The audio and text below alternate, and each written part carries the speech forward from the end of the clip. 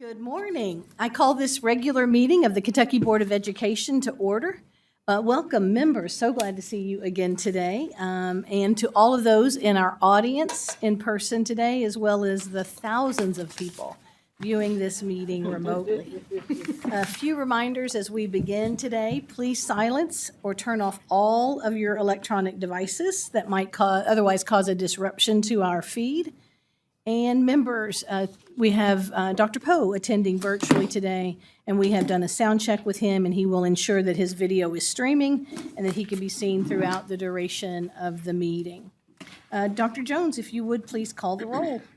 Holly Bloodworth. Here. Harold McKinney. Harold McKinney here. Patty Minter. Patty Minter here. Felicia Newman. Felicia Newman here.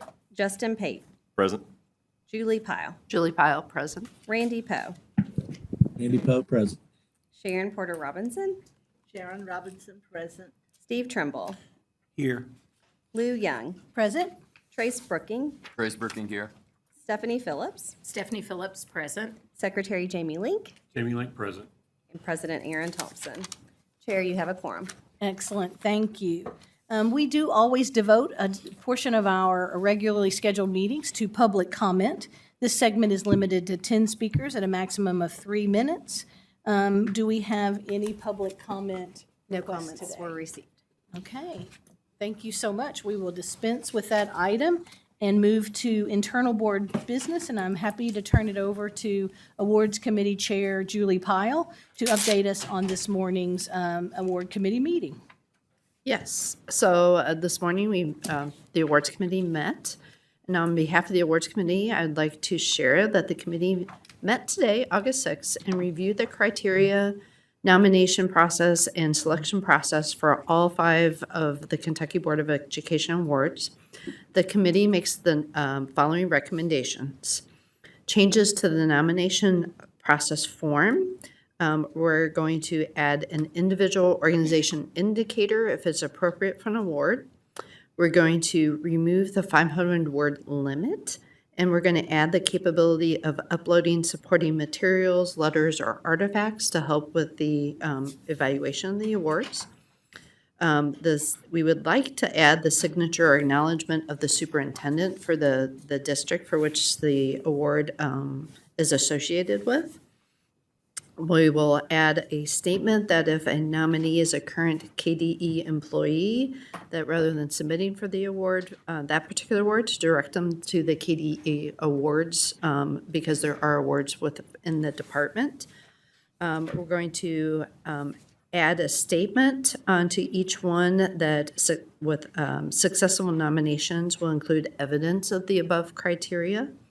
And Dr. Jones is going to prepare a new timeline so that way we can include a high-level overview of the top candidates of the committee members by KDE personnel, just for any additional information that the committee might need to make the final selection.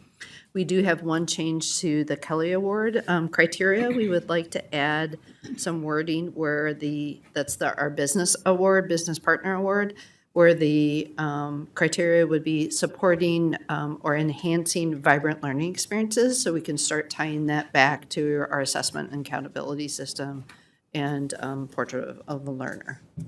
Excellent.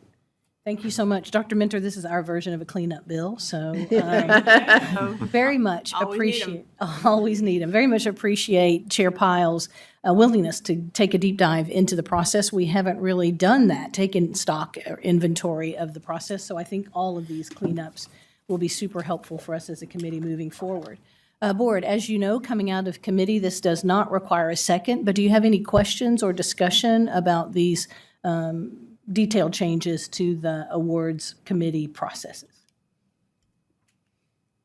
Hearing none. All those in favor of approval of the committee recommendation, please respond by saying aye. Aye. Opposed, no.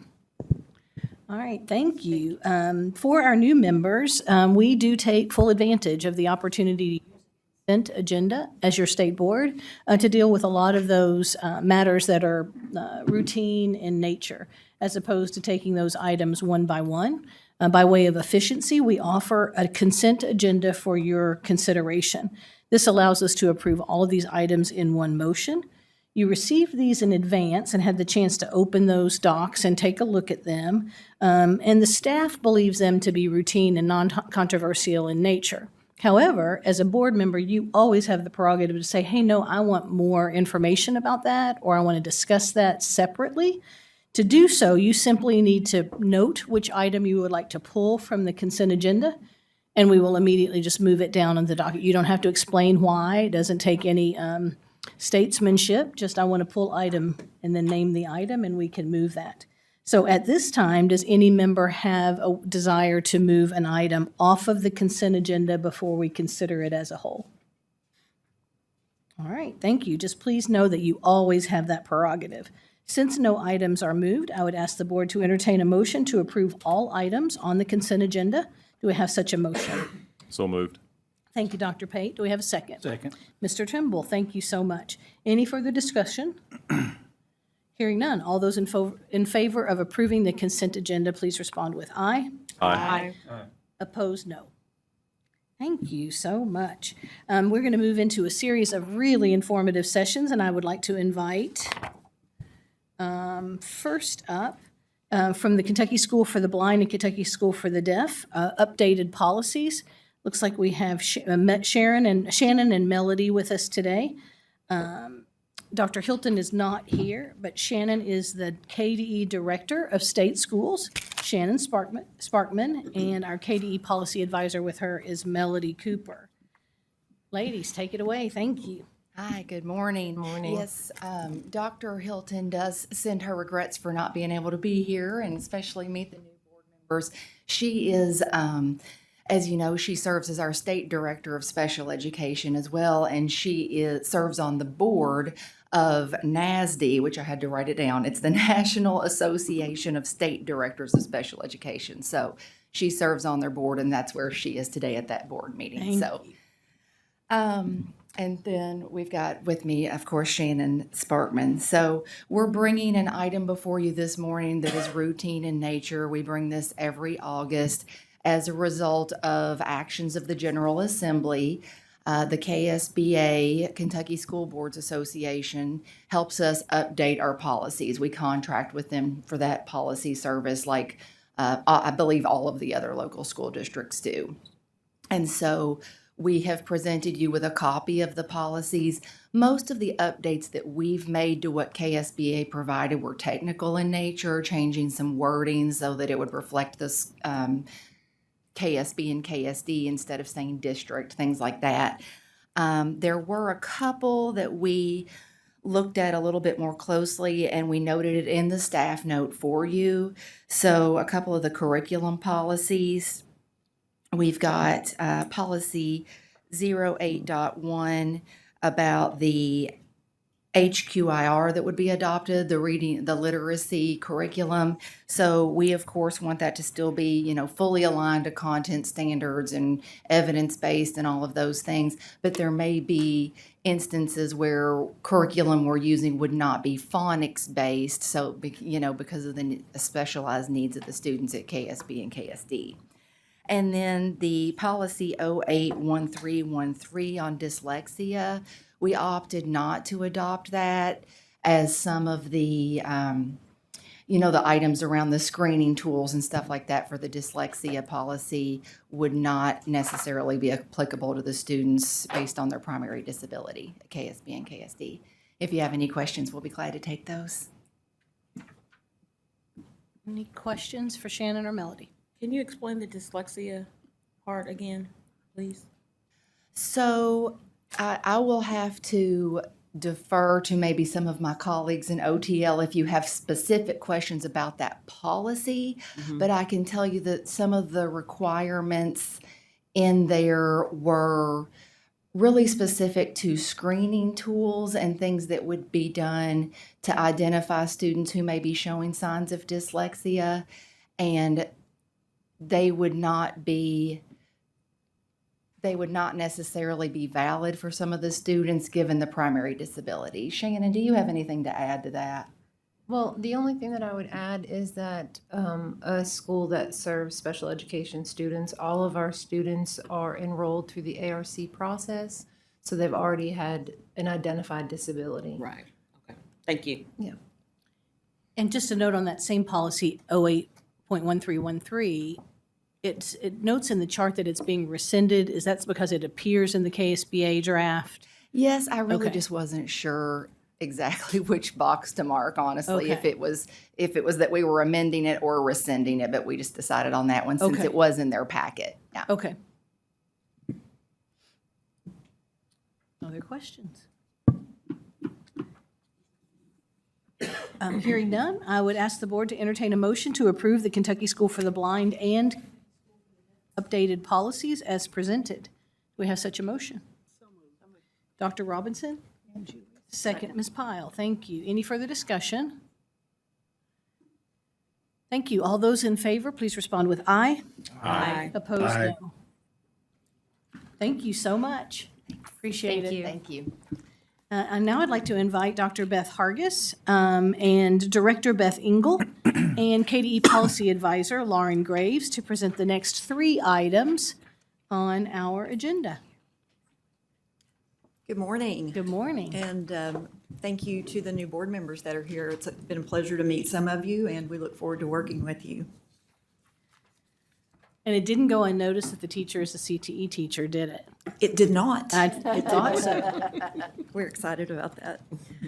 All right, so like OSIL explained, we contract with KSBA for ATC policies and procedures. And so I'm going to turn this over to Beth Engel. She's our division director and heads up our area technology centers to walk you through the changes to our policies. Well, good morning, everyone, and thank you for being here today, and welcome to our new members of the board. It was very nice meeting most of you this morning. So as Dr. Hargis said, today we are bringing forth 33 policies and 5 procedures for your consideration for the Kentucky Tech System of Schools. The KSBA, as Dr. Hargis said, suggested amendments to 17 policies and 3 procedures, while OCTE has identified 16 policies and 2 procedures that require revisions. OCTE is recommending adopting 15 of those policies with modifications and rescinding 2 of those. Most of those modifications were just technical in nature, such as replacing the term district with area technology centers or ATCs. OCTE has rejected 2 that do not apply directly to the ATCs. A copy of these were provided in the portal for your revision, and we're happy to answer any questions about those. And if I could also say that these were presented at LSAC last week and approved there for your review. Oh, thank you. So you do see this in your portal, including the red markup as the last attachment there, which was super helpful for our review. But any questions about the policy revisions for our area technology centers? No, but Madam Chair, I make the motion that we accept the policies. Thank you. We have a motion sir. from Dr. Poe. Do we have a second? Second. Excellent. Thank you so much. So the motion is to approve the Area Technology Center updated policies and procedures as presented. Any further discussion? Thank you. All those in favor, please say aye. Aye. Aye. Opposed, no. Thank you so much. Keep rolling, Beth. Okay, so next on our list is our ATC student handbook. And again, this was taken before LSAC last week and approved for your review. And Can again, you help just a poor country boy? I don't know all these acronyms. okay, I don't know what OCTE is. oh, I'm sorry, I'm And sorry. Yay. I don't mean to slow down the group. No, that is a Great point. wonderful question. Okay, OCTE is the Office of Career and Technical Education. All right. And then LSAC is our local superintendent's advisory council. And when we mention ATCs, it's the Area Technology Centers. Okay, gotcha. Sorry What's the about that. closest one to Danville for To Mr. McKinney's? Danville? Well, there's one in Trailblazer In Mercer Academy, which is County. in Harrodsburg, but then we also have Lincoln County and Garrett County that should be right there. We're the hub of Central A- Kentucky. That's Absolutely. right, that's right. Center College, just to name drop there. Okay, so Beth Engel will explain the changes to our handbook. So the changes to the student handbook was really organizational in nature. So instead of being alphabetized, it has now been grouped, and the policies and procedures have been referenced for all the items of the student handbook. Again, a copy was provided in your portal, and we're happy to answer any questions about the student handbook.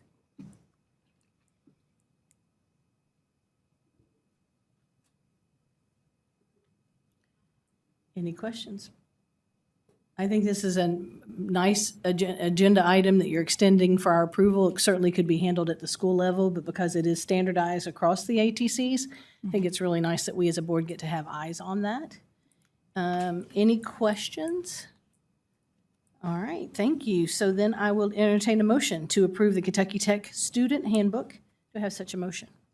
I'll make that motion. Second. Thank you. I have a motion from Mr. McKinney, a second from Dr. Mentor. Any last questions or discussion? None. All those in favor, please say aye. Aye. Opposed, no. Nice work. Thank you. One more to go. Compensatory time. Yes, ma'am. And Dr. Graves will walk you through proposed amendments to 780 KAR 3072.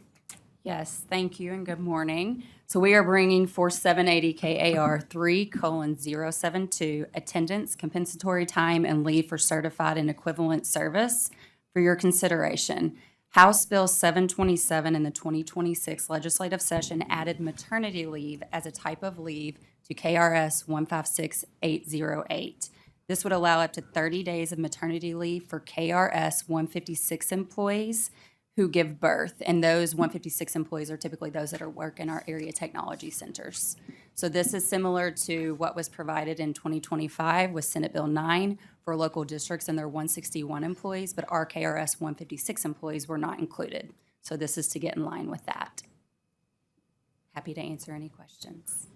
So I won't even take it to stab at it, but in keeping in mind Mr. McKinney's kind reminder that this 156 and a 161 employee might throw us a little bit. So just remember that the Area Technology Center employees are employees of the Department of Education, but two different statutes govern the nature of their employees, and you are their Board of Education. So we determine their salary schedules, we determine policies like maternity leave, et cetera. So just as a reminder, that's the relationship that we have with the School for the Blind, School for the Deaf, and our area technology centers.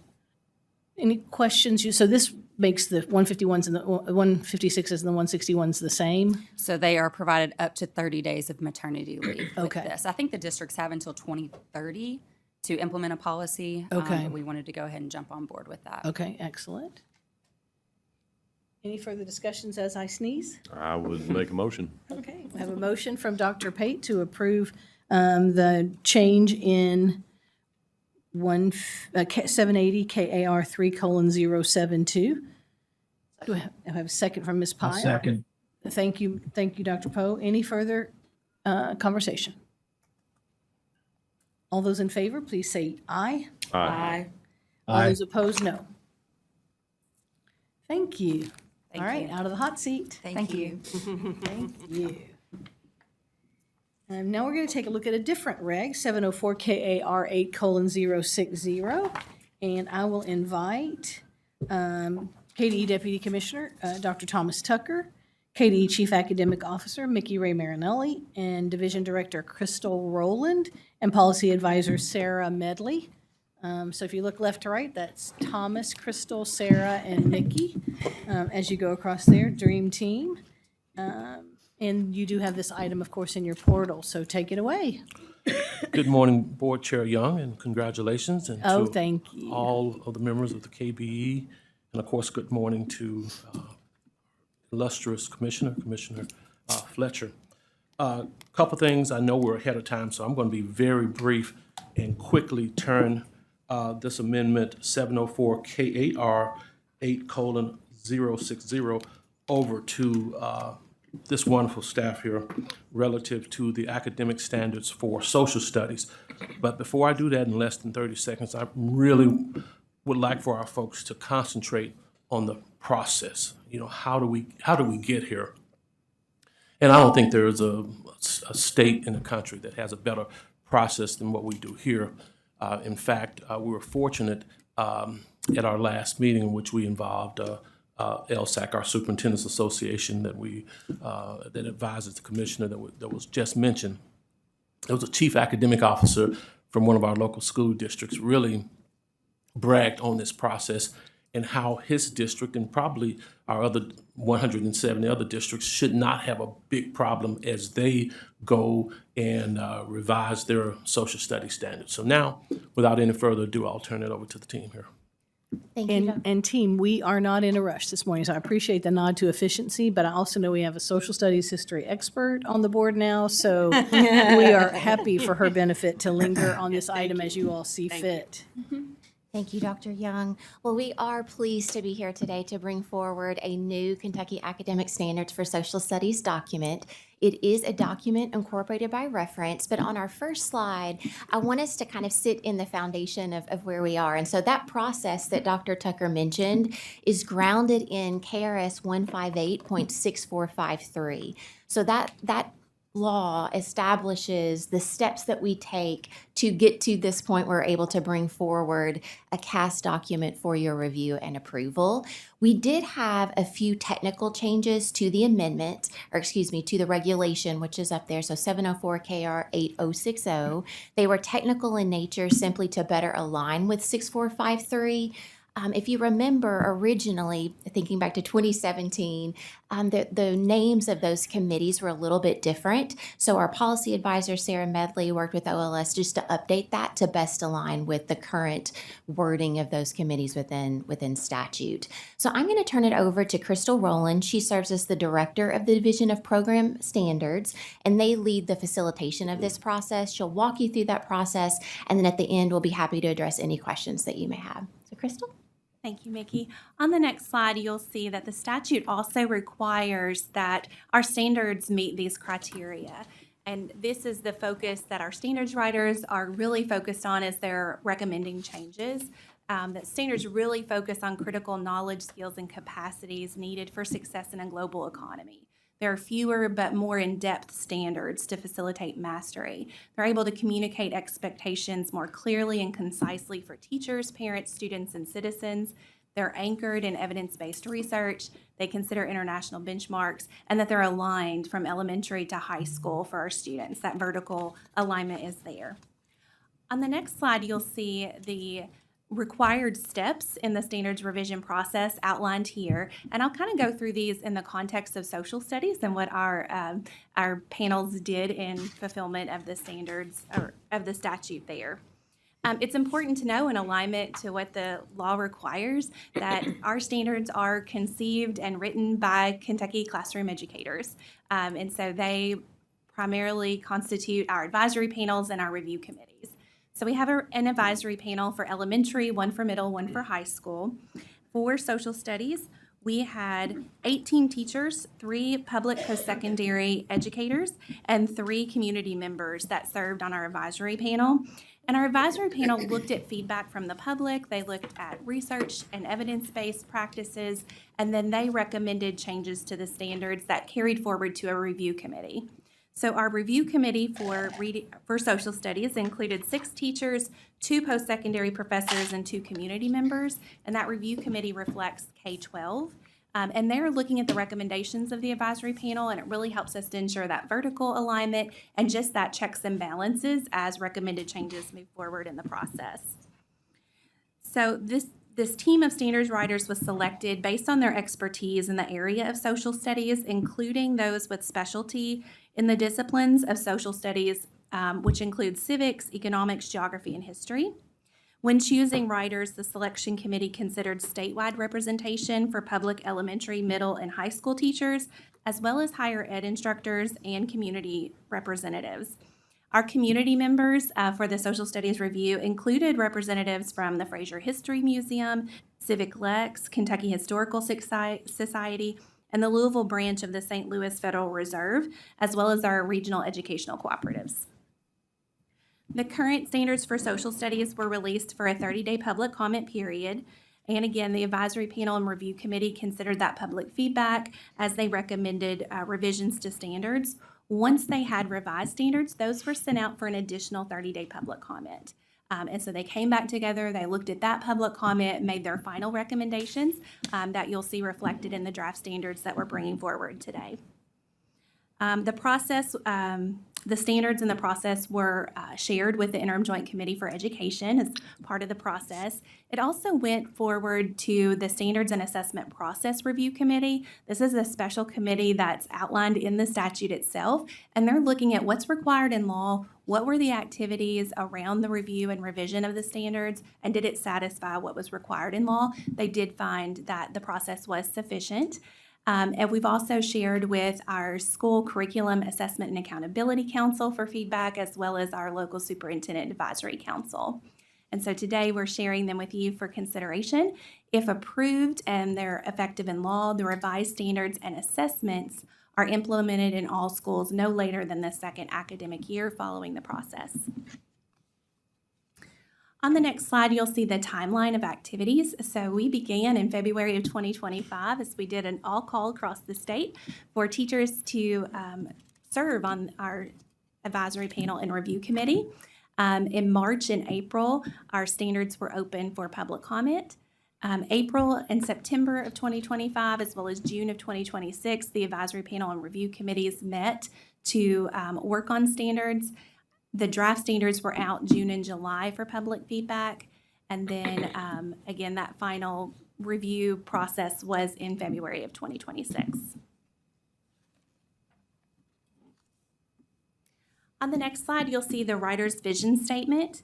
The standards writers design social studies standards that give students real opportunity to question, create, and collaborate as they think about the future. The goal is for students to engage with the social studies disciplinary concepts and practices of civics, economic, geography, and history. And across all grades, the focus is on critical thinking, evaluating sources, and communicating clearly so students are prepared for informed civic participation. On the next slide, you'll see that the current cast for social studies was open for public comment for 30 days. We received a total of 390 responses. Feedback was received by a range of stakeholders that are represented here on the screen. For each standard, respondents were asked to determine keep as is or revise with a prompt to write in their comments regarding revision. The standards writers responded directly to feedback by improving grade level appropriateness, expanding clarification guidance, and strengthening implementation supports in both the front matter and grade band overviews. As a result, the standards are clearer, more usable, and better aligned to our educators' needs. The next slide highlights general revisions to the standards document, including design features that really enhance usability, as well as expanded clarification guidance around questioning. There's updated high school grade band overviews that highlight the organization of the standards around the disciplines of civics, economics, geography, and history to emphasize the importance of teaching the social studies disciplinary strands in unison rather than in isolation. And there's a comprehensive list of changes to the standards that's available in the draft Kentucky Academic Standards at-a-glance document that should have been included with your materials for today. On the next slide, you'll see that in our second round of public comment, we had over 175 responses that were received. 94% of standards were accepted as is, and this high acceptance rate reflects the intentional work of the standards writers.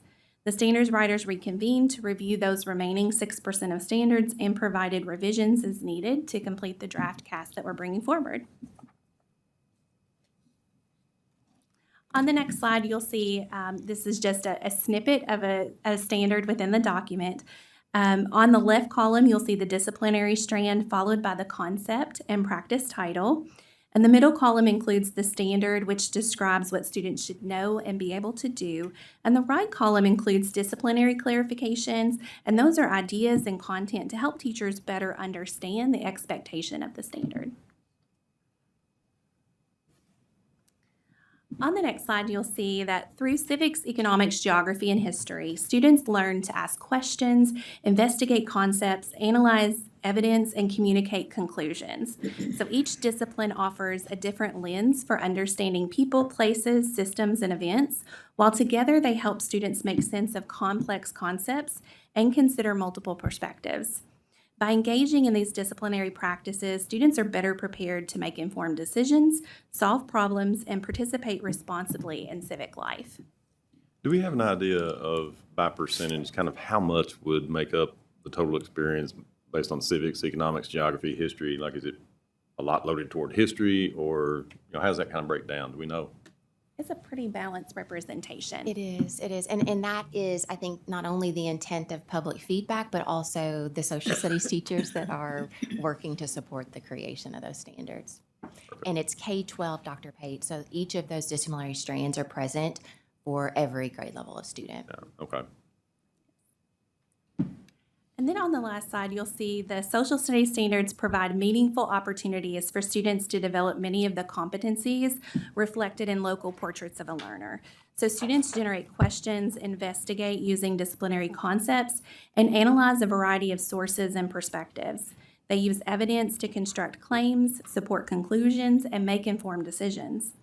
Throughout the learning process, students communicate their thinking through discussion, writing, and presentation while working collaboratively to deepen their understanding. And these practices help students build the critical thinking, communication, collaboration, and civic engagement skills needed for success in school, work, and in life. And we're happy to entertain any questions that you may have this time. Excellent, thank you. I would just offer a little bit of a boots on the ground perspective to Dr. Pate there. If social studies teachers aren't careful, their resource materials often drag them more heavily to history and lighter toward economics. So the social studies teachers that I work with pretty regularly, I'm sure Dr. Mentor sees the same thing, are always trying to seek that balance across the 4 domains to ensure not only that their students are ready for the assessments that follow, but to ensure that they have a balanced approach to social studies writ large. Yeah, and especially, with local accountability, I think a lot of our communities care a lot more about some of the economics, the civics, than they would about maybe some of the traditional things that we were tested on, but I think the that's public's good to hear. sometimes surprised that economics is a social studies significant content area. Trace? Kind of following off of Dr. Pate, as like the students advance like up towards that 12th grade mark, is there like any kind of percentage shift in like the civics they would learn as like they're like about to go out into the world, be 18, vote? So is there more of an emphasis on civics at that point, or does it stay balanced? There is. There's actually a high school graduation requirement that would say that students either need to take that civics test, but what we're really supporting schools and districts in seeing is how they can make that more meaningful. So there's a half credit requirement around civics specifically. So we want to do our best to support schools and districts in seeing how they can put the puzzle pieces together for the portrait of a learner, and what each and every student will be able to engage in for civic education. But you're right, I mean, there is no more critical time to support our high school students in preparing for civic engagement. Thank you. And I'll quickly add up, you'll see this play out with the assessments. Dr. Stafford and her whole team will talk about assessment alignment, ensuring the written curriculum here is aligned with the assessed curriculum that she'll talk about. Then the most important assessment curriculum is the taught curriculum in the school. So all 3 should be aligned. A good question too about high schools, Trace. At high schools, we get much more disciplinary specific. So you have APUSH and World Civ and, kind of more a concentration of the domains. But to the credit of social studies teachers, for the last 15 years, that's one of the content areas that we see as the most interdisciplinary in nature. So they lean heavily on communications and writing, and then and this idea that you thread citizenship and economics and culture throughout their work. And I mean, I think they've done a really amazing job making it a lot more relevant, portrait of a learner relevant, than that kind of content-based social studies of the past. Dr. Minter. Right, and you have to be able to pull all those pieces together. Right. I mean, by the time you get to higher education, again, it's not, I hate this phrase, but it's not siloed. This is not in the economics bucket. This is not in the history bucket. Yeah. But, what you're doing is you're building the skill sets here in K-12 to show how, and this is something I'm very happy to see in this document, how you use evidence to evaluate things. And pulling it all together and pulling from different disciplines, because you can't understand, as a modernist, I teach history, my world history section is after 1300. But if you don't know a little bit about economics, you have no idea how all of this contributes to change over time. And you don't know something about civics, the structure of it doesn't work. Like, why can't you just do this? Well, because of this. And why do we need this? Because of this. So I'm very happy to see all this. I did have one question for you before we move on. Who were your evaluators from post-secondary ed? We'll get that for you if we don't have it at the table. Thank you. Thank you. So do you want specific people, the representatives from post-secondary? Yeah, if you don't Just a mind. way to So access we had- original source documents. Nice That's job. right. That's the source. So Yeah. we had Amy Neiman from Western Kentucky University, David Childs from Northern Kentucky University. Let's see. That's You said two, Let me find so- my high school. Yes. That is page 1.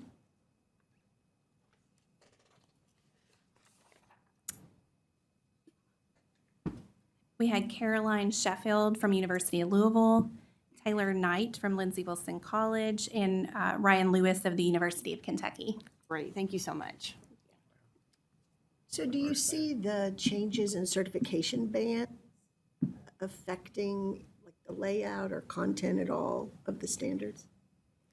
I don't believe for social studies. I do think when hopefully we'll be with you in December to bring forward the CAS for mathematics, some of the shifts there for math and for science, I think could impact that, but not so much with the social studies standards.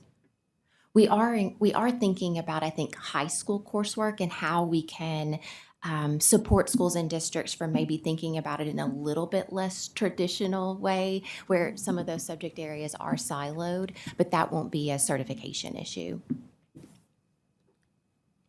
If you wouldn't mind, as I always, every time we have a meeting that we talk about, please, could you talk about what's exciting to come and we're getting a lot of great feedback about?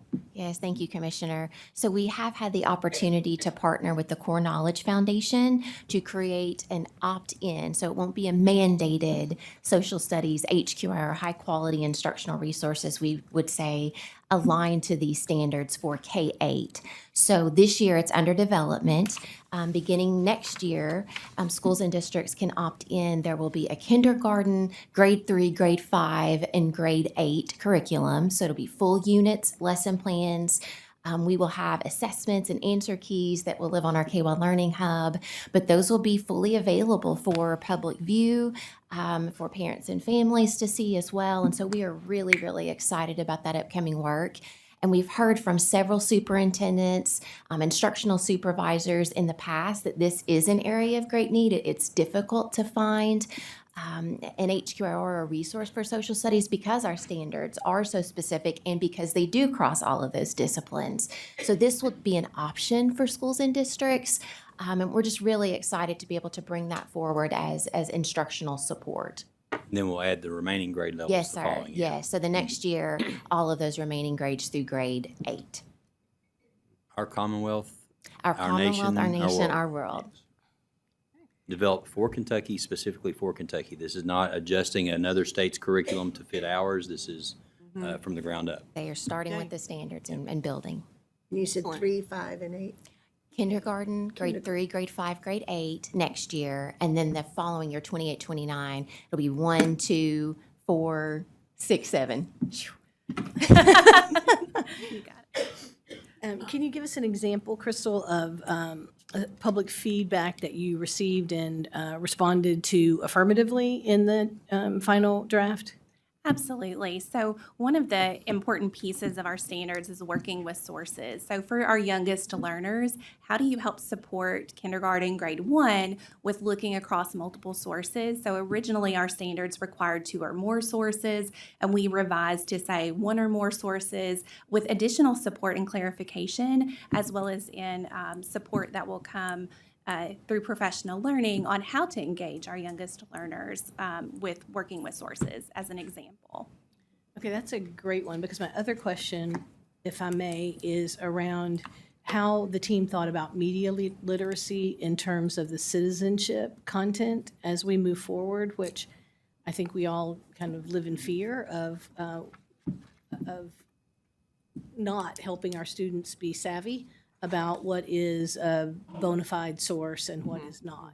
And that is embedded and is part of evaluating sources for credibility as they are in it, interacting with those sources. And that throughout. probably spirals all the way through. Yes, all the way through K-12. And I'll just say, not just in our social studies standards, Chair Young, but you'll see those in ELA, you'll see those in the CAS for Technology. So I think we do a good collective job across all the standards documents in supporting students and navigating that specifically.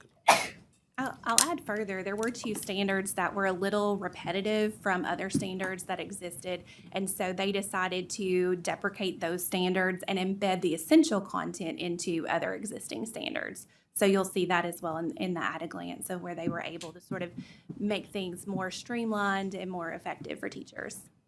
And when do the standards start showing up in state assessment and accountability? It should be no later than 2 years following the process. Okay. I had a Felicia. couple of questions. How are you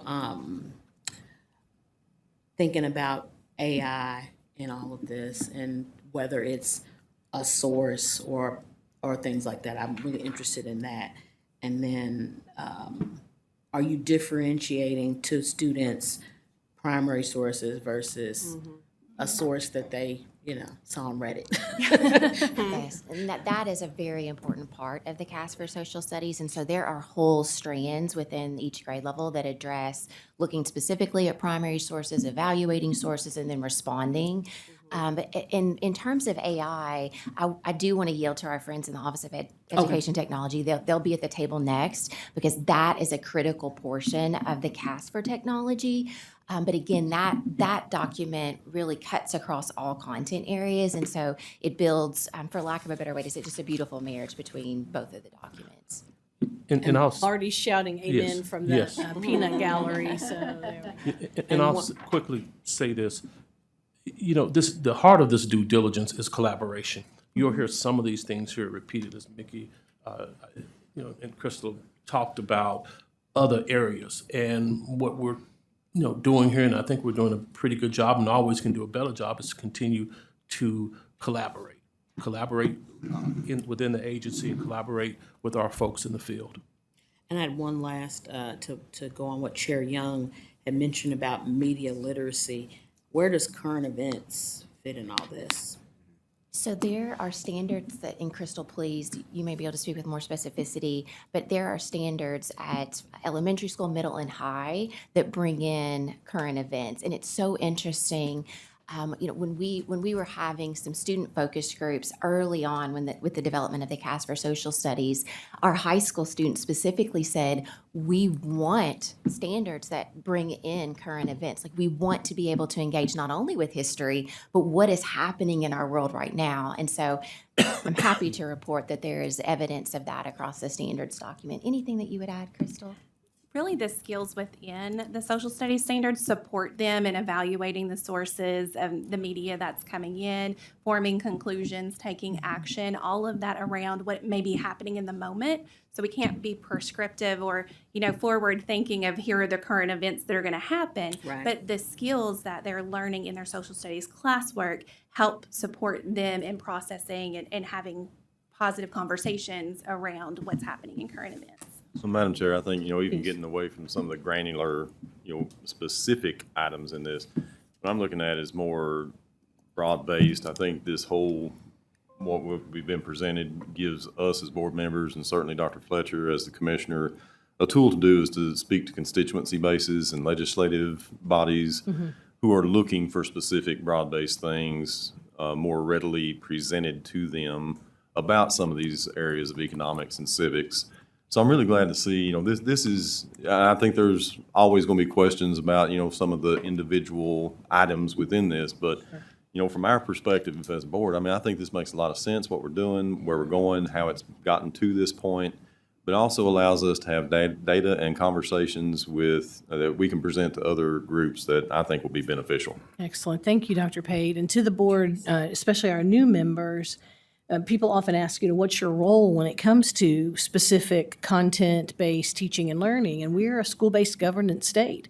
SBDM councils and A1 schools have broad latitude over curriculum, instruction, instructional materials, et cetera. But we as a board build this critically important umbrella for the work that Framework, happens, and the school-based councils, have to make their choices and decisions under this umbrella. So don't forget, you have a 300-page document in the portal there that, to Dr. Pate's point, gets super granular about these things.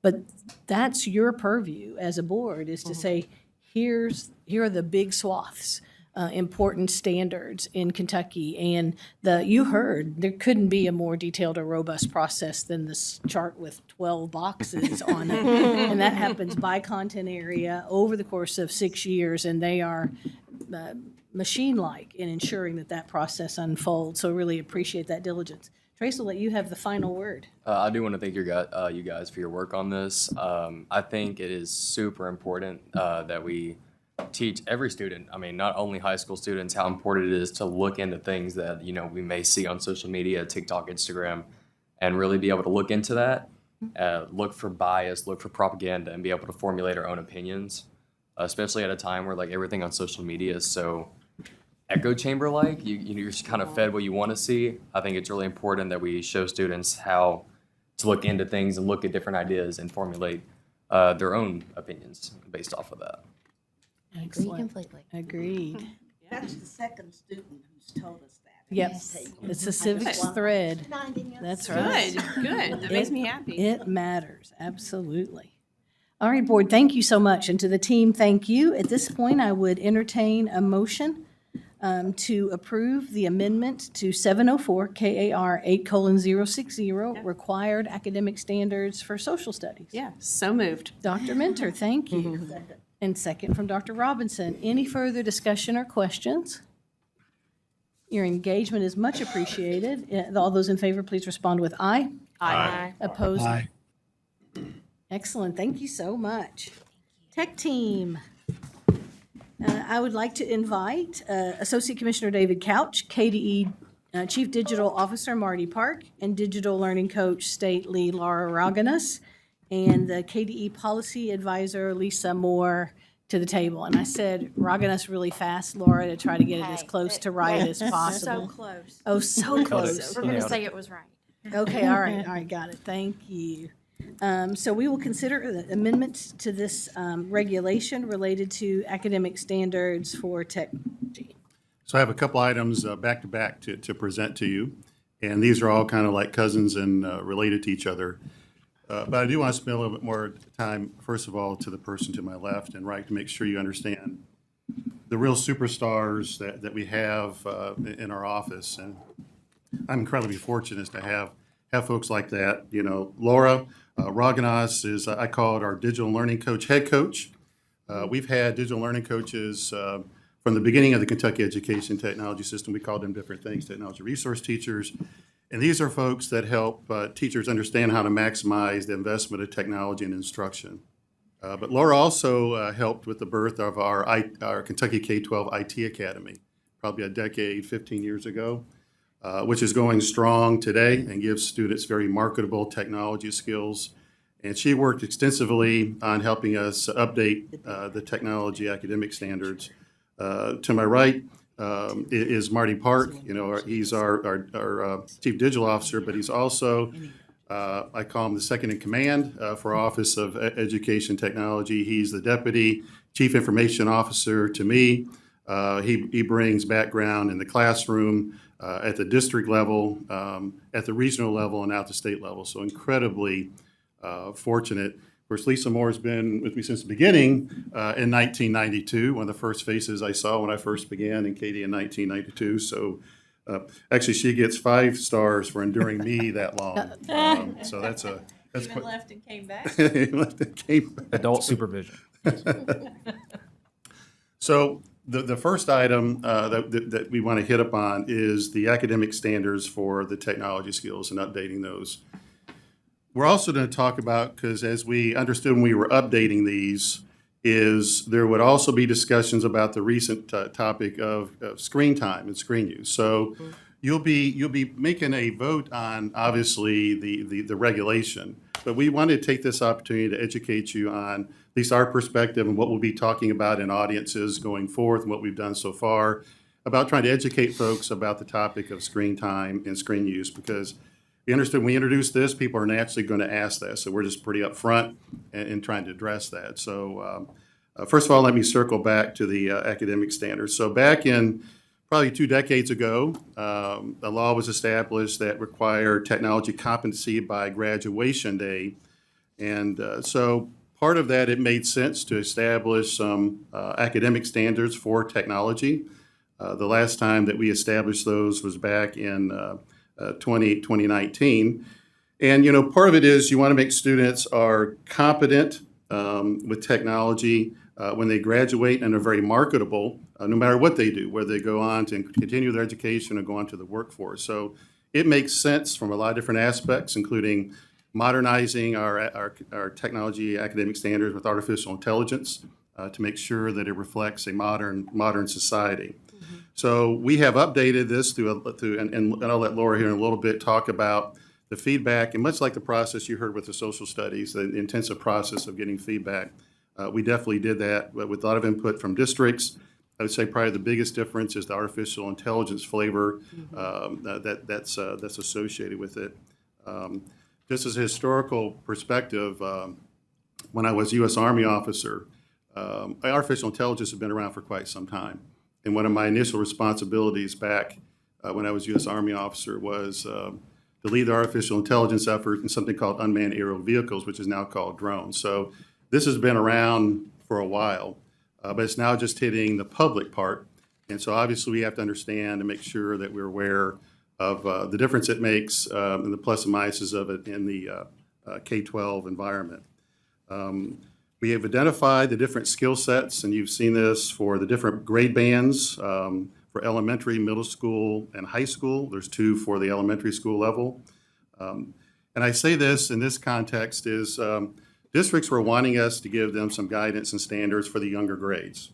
And folks could say, why do they need to understand how to use this in elementary, middle school, and high school? I would say with any skill set, whether it be playing an instrument, playing a sport, any kind of skill, you don't wait to the second semester of their senior year to introduce them to those skills. You want to have building blocks along the way. So in essence, districts could ignore elementary, middle school, you know, and these standards that we're suggesting, and wait to high school. I don't recommend they do that. But obviously, we want to make sure they understand the building blocks so they're very prepared by the time they graduate and hit whatever they may face going forward. So we'll spend some time on those and give you some feedback. Both Marty and Laura will do that. I do want to circle and talk about the screen time, and I call it the shot clock. Being a former basketball player, I refer to a lot of things as shot clock, and so putting a shot clock on the amount of time that technology is used or not used. I would say this from the beginning, having been here since 1992, there was close to zero technology in our school buildings and district offices. And what I shared with you in the next item that we're talking about with I call it our greatest hits album of technology since 1992, in nearly every aspect of education technology, Kentucky K-12 is the pioneer and national leader in that. But we've always tried to get better as we've gone along. But I've seen what it was like with nothing and what it is like with now. And definitely it is significantly better. I think it's really added to the students' experience in a positive way. It can always get better, and also the adults. But I would circle back and say to this, is it's always been since I first was introduced, and I would tell folks is I'm mainly known in Johnson County as Mrs. Couch's son because she's a beloved teacher for a long time, as Mr. Trimble knows, for a long time. So I get a lot of coaching, and my daughter was one of the teacher rep on this board at one time, and so I get a lot of coaching from her. I have 3 assistant principals in my life, so I get a lot of coaching from them, whether I want it or not. But I would tell you this, it's always been, and I feel this very strongly, it really should be a teacher and a school and a district decision on what they use and don't use in the classroom and how much they use it. It really needs to stay at that level. They have the best feel for what's working and not working, versus it being identified of we want to limit it from something beyond the classroom at the state level. So I say that pretty strongly, that I really feel that needs to remain there because they have the best feel for that. The other thing that comes into play with this that we educate folks on is I was supportive of the limitation of the smartphones in schools. I thought I did agree with that. That could be very much a distraction and impact the interaction that normally would happen. And obviously social media, I can see this when I go to the YMCA, which frustrates me, and this is all grade levels, people sitting on a machine and losing track of time as they're flipping through these videos. So you're totally distracted and don't realize you've been distracted for that period of time.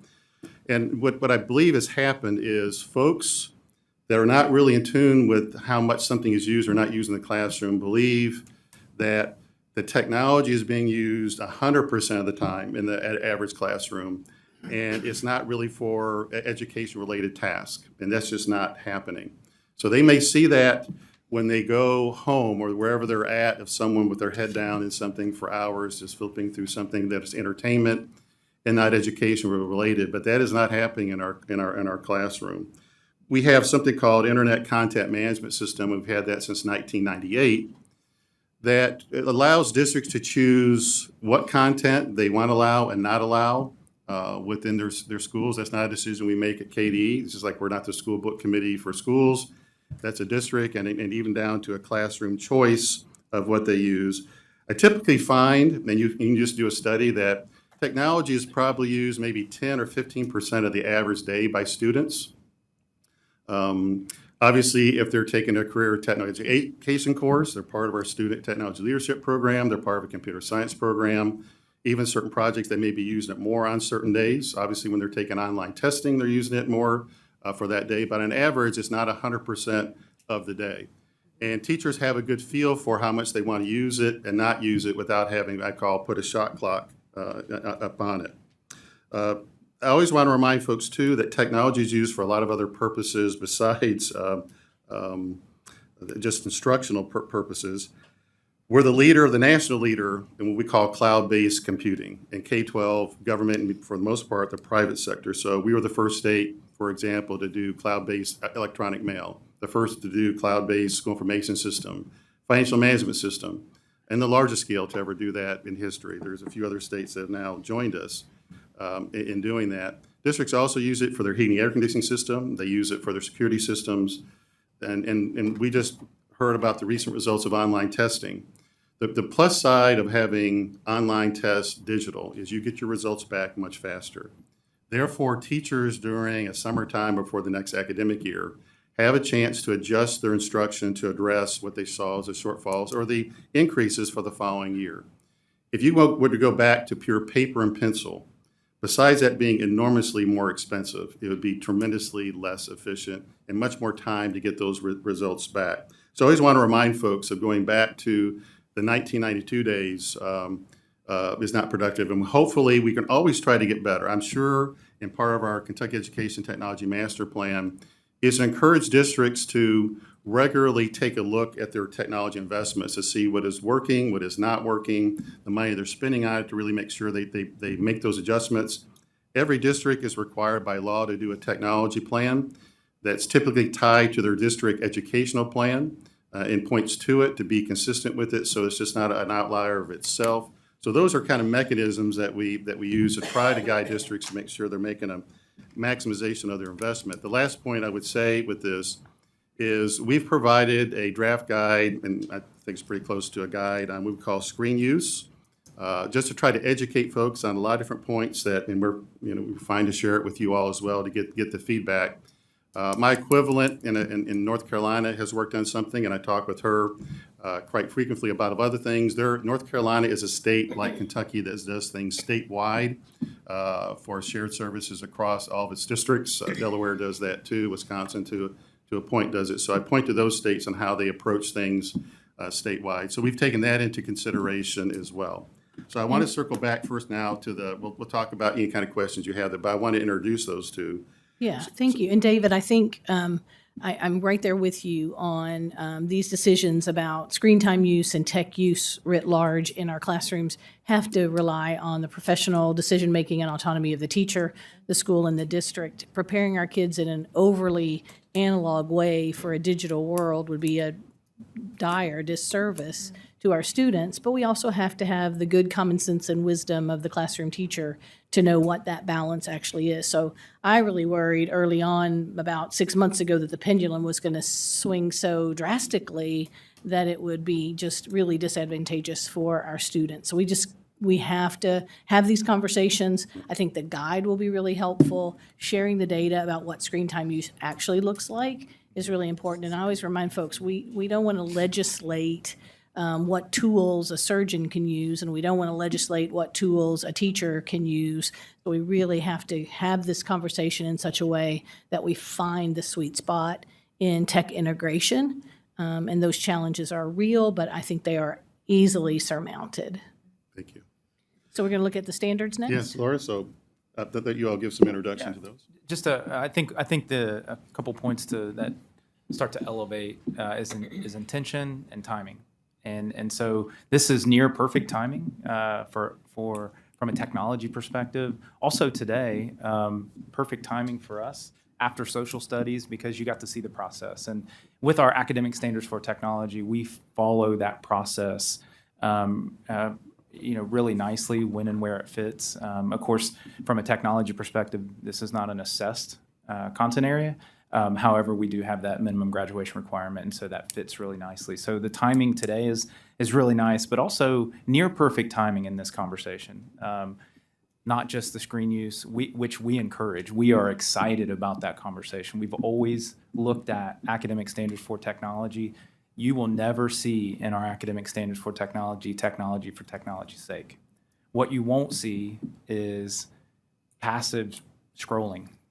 But what you will see is digital citizenship. That is a concept area that fits as a nice cross-curricular area that we can carry with us, not just in classroom and in learning, but at home.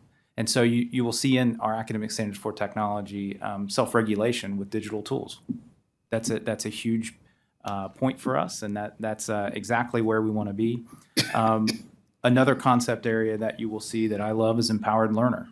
And so you will see how these academic standards for technology nicely connect with students demonstrating learning by using technology. And so that's exciting for us. So near perfect timing for us to look at not just responsible and empowered uses of technology, but when, where, how. And so that intentionality and that timing is critical. I also want to give a high five to Laura for leading this work, the teachers that stepped up and to be on this revision team. They did just such an outstanding job. These are our best academic standards for technology that we've ever had. So, Laura? Thank you. And thanks for letting us be here today to talk about these important topics. I'm going to use the word that Mickey used. I'm going to marry these two ideas together because I don't believe that technology standards and screen use or screen time are two separate topics. I believe they're one and the same. And want to just kind of piggyback on what they've already said is that our writing team worked diligently and intentionally to align the technology standards and to easily embed in all the other content areas. So when the writing team 6 years ago sat down to look at the standards, as well as just this past year to revise those, we laid out all of the standards, the reading, the math, the science, all of these other content areas, and to make sure that they were easily embedded within all of these. So as a math teacher was teaching a content, a concept, and then asked the students to demonstrate their understanding, if it made sense to use technology in that demonstration, then by all means, here are some ways that you can do that. Does that mean that you put away your paper, pencil, scissors, and tape and just use technology? Absolutely not. And we've never asked our teachers to do that. Now, we did have a couple of years with this thing called COVID where we had to use it a lot, but we would definitely not want to go back to that.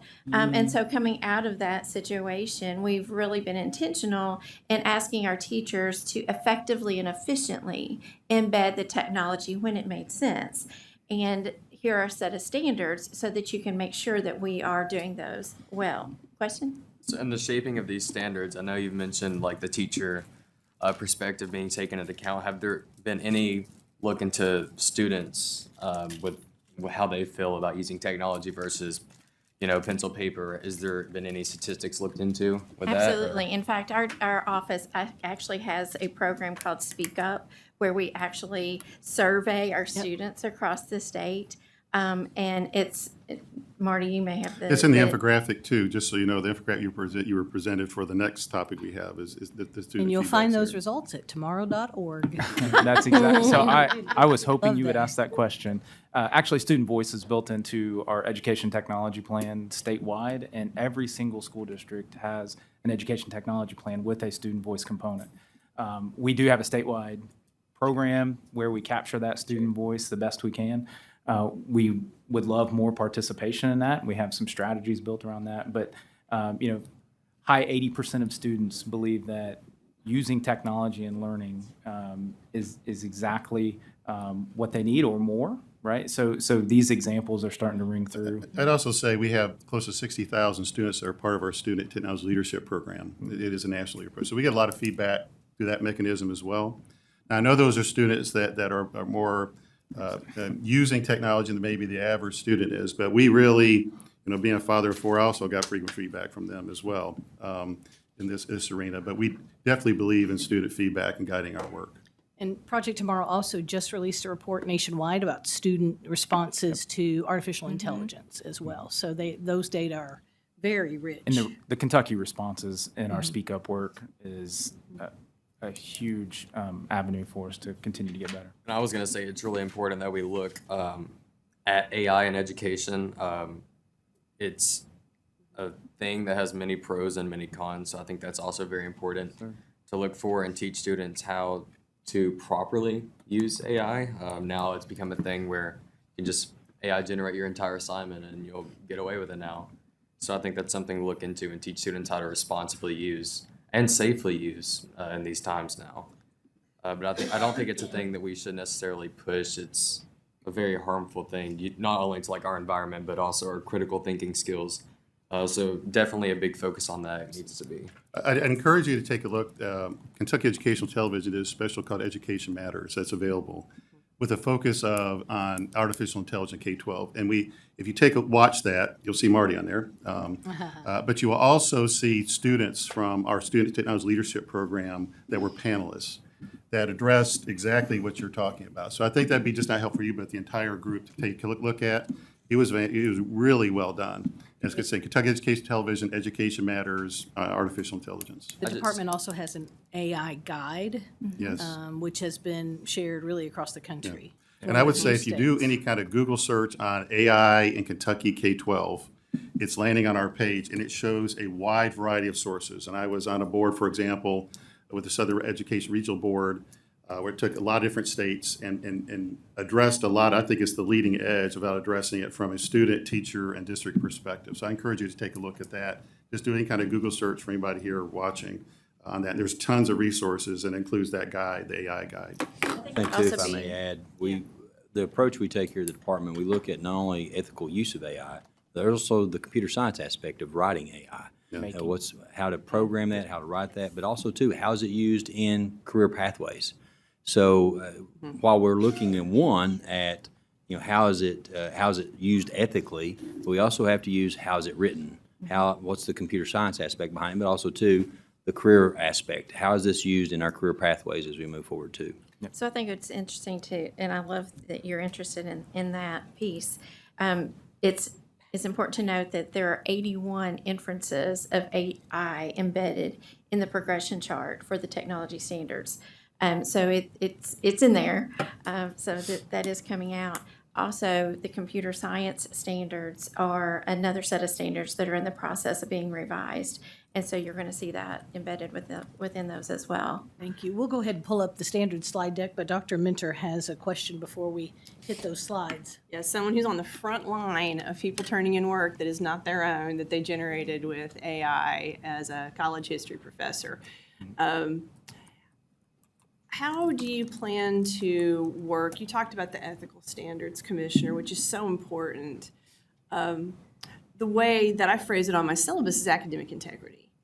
And how do we start at K-12? Because the battle is almost lost. Maybe it is lost by the time they get to me in the first year at a university. But people do think it's okay to have a machine write the essay for you, that it's smart, it's working smarter, not harder, right? And that's simply not true. And it's also very dangerous for, I'm a legal historian, and part of my professional responsibility is I get people ready to take the LSAT, apply for law school, work with them through the entire process. And 2 law schools, and they're just the first ones, University of Chicago and Bolt Hall at the University of California, Berkeley, 2 top 14 schools, have gone to draconian, no AI. I mean, Chicago's gone to no devices for 1L. And it's speaking to the fact that people are not going to build the skills they need to be effective lawyers, researchers, advocates for their clients. And people miss the fact that, as a lawyer discovered in Nebraska, as he argued before the Supreme Court, one of the cases in his brief that AI existed, it didn't exist. The case did not exist. So it's really troubling. So I'm hoping that as we move forward, there can be some piece of, it's wrong to pass off this work as your own. It's just a moral problem. I'd once again encourage you to take a look at the work of the Southern Region Education Board. We spent a lot of time on that. We had representation from K-12, higher ed, and legislators as well. So that topic you're talking about came up a whole lot more in higher ed than it did in K-12, just so you know. I want to take it back is, I'm of an age I can remember when they was first starting out calculators, and you started having calculators come in. I know that's like, what are you talking about? We only had 3 channels back then, too. Graphing calculators. Graphing. TI-81. We had calculators. TI-81. Graphing. And there was really pushback at that time, too, about allowing a calculator to do it. So there's a balance of, I need to know what 5 times 5 is. I don't want to count it so I can do it. But there's a balance of, it is the way of the world, and you got to get skilled in that skill set. So you don't want to shortcut, writing, because the students, like I say, Education Matters, I encourage you, if you're interested, to watch that, because they talk about how that you are shortcutting yourself that's right. when you're doing that. And that's existed in education in other ways. You could cheat and do this stuff, and you're shortcutting yourself in the longer term when you're trying to do that. So that's the part of the discussion that's in there. But once again, I encourage you to take a look at that, because I know this is probably a topic that could talk about for hours. We've spent a lot of time on it, and it's some resources I'm going to give available. Trace the final word on this portion of the conversation, but to offer some assurance, I guarantee you, based on my conversations with Kentucky superintendents, that they are grappling with the academic honesty element of AI in the day-to-day life, and they are trying to find that balance between, total no device analog, we're not going to do it, and instead really teaching students the responsible use. Our policy, in fact, is called acceptable use policies, responsible use policies. And so it's our responsibility in P12, to Patty's point, to ensure that students leave us with the skills that they need to make appropriately honest decisions about the use of these tools. So Trace, I do want to remind you on that point, is the school districts, you heard me talk about the Internet Content Management System, and that was by law to be put in place in 1998. Districts have the ability to limit the students while they're using an issued device to access those AI resources. So while they're at the school, but obviously when they're out of school, obviously they can do that with their personally owned phone. Even when they take their device, their school issued device home, if a school district has blocked it, they still can't get to it. So they would have to do that and be determined to use it on their smartphone with their personal own internet service. So if, for example, a teacher says, I want to see you write something, I don't want you to, it could be done in the class. Obviously, that tool could be blocked for them to do that. But I'd always say part of this is, I probably use it to take a look at the draft I have written, or when I'm getting ready to present much like this, I always have some things or questions I could anticipate. I write them down, and then I say, and I ask the question, what might I be asked? I may get 1 or 2 that says, oh yeah, I didn't consider that, versus just doing it for me. I do think there's going to be, I would encourage, part of it to be a review tool for a first draft. I think it's helpful in doing that, but you write it yourself in it, and it does hallucinate. There is no doubt. Trace? Good perspectives. I'm just gonna keep it a $1.50. I don't think we should see any push for AI in the same building that we're teaching environmental science. It's a very damaging tool, not only to our environment, but also to our critical thinking skills, to our problem solving. We need to build reliance simply with ourselves and not on the tool that may or may not be here tomorrow. So I think it's very important we focus on that. Amazing perspectives all around, though. So I think this is a very important conversation that we're definitely going to be seeing more of. Well said. Thank you. So we definitely have unknown environmental impact concerns, that's for sure. Oh, Dr. Poe, I'm sorry. Oh, You're muted. oh, we're losing your sound, Dr. Poe. Is your, oh yeah, it's muted. Oh, I'm sorry. No I was worries. muted. Yeah, I was listening to the conversation. Very good conversation. I think that as I agree with David, I mean, and Marty, in relationship to teaching, and like you say, teaching online, I teach at the university just like you do, Lou, and the others here. I think in the world of AI, what it is we really have to change our mechanism of how we teach in the classroom. We can no longer be relying on knowledge base. That, you know, that came in with Google when we had Google and so forth, and AI is here. The real question is, how are we changing our teaching mechanism in the classroom? And we're driving higher order level questions than we ever did before. Just as there was a report out that Ford eliminated 300 engineers, but then they had to end up hiring back because they had replaced it with AI. But then what they didn't realize is that there's all these different factors that come into play that AI is not taking into consideration. And that's where our teaching has to get to higher level questions. We've been talking about our profiles of a graduate. As they said in this recent economic investment forum that I was in, AI is not replacing all the jobs like everybody thought. What they're doing is they're augmenting the particular jobs.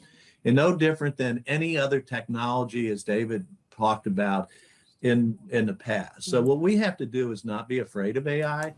We have to utilize AI. When we sit there and ban it, we're really not even getting into then the higher level technical, tactical questions that the Ford engineers were released for.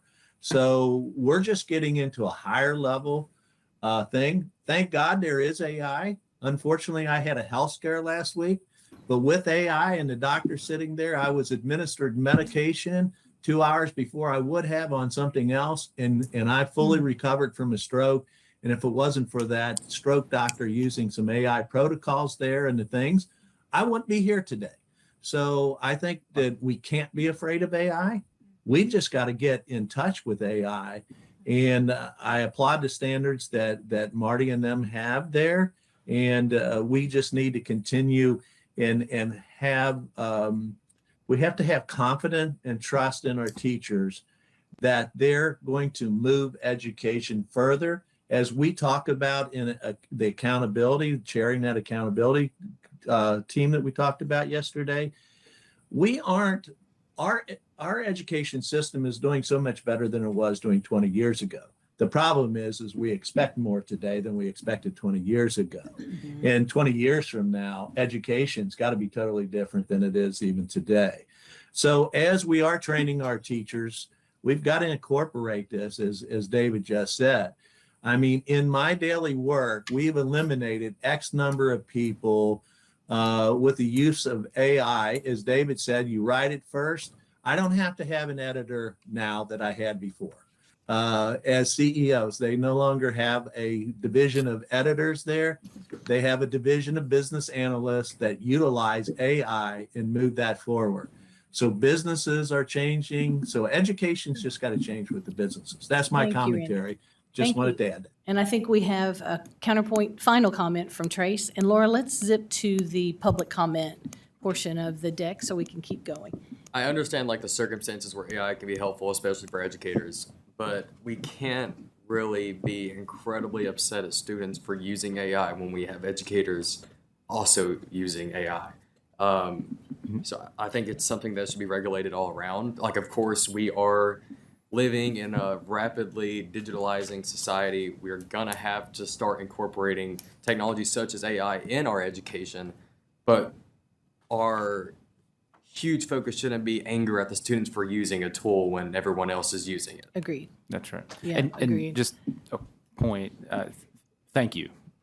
That's exactly the reason that these academic standards for technology matter. It's the safe, secure, and responsible uses of these emerging technologies. And so We've got some ground spot to on. plow locally and Absolutely. beyond to come to a place where we have good understanding Mhm. of the use of emergent tools. That's right. In a responsible way all the way around. All right, thank you. So you guys did a nice job in your deck to lay out kind of the architecture. Fortunately, like you said, on the heels of social studies, we have a sense of how that works. So you may either go, Laura, to the grade band overview or the public comment section as we wrap up I see. the standards, the new standards discussion. If you want to go back to the other slide. Which here. one do you, Yeah, which, there where we do you go. want to start? There. Okay, good. So that you can see that 99% approval. You can't get better than that, right? 99% approval of the Kentucky Academic Standards for Technology. The feedback was phenomenal. I believe the writing team, as mentioned earlier, did a fantastic job embedding and working with all of the other content areas. There were a few grammatical errors, just some updates, but mostly we saw the addition of AI in the alignment with other standards. You're going to see that throughout all of the grade bands. Obviously, as David mentioned earlier, we could wait until the high school level to really push and enforce the tech standards, but they are scaffolded, and you will see that in each of the grade band areas, as that descriptor says. You also notice that we got fantastic feedback from SCAC and LSAC in the last couple of weeks, and because they are embedded so well within the other content areas.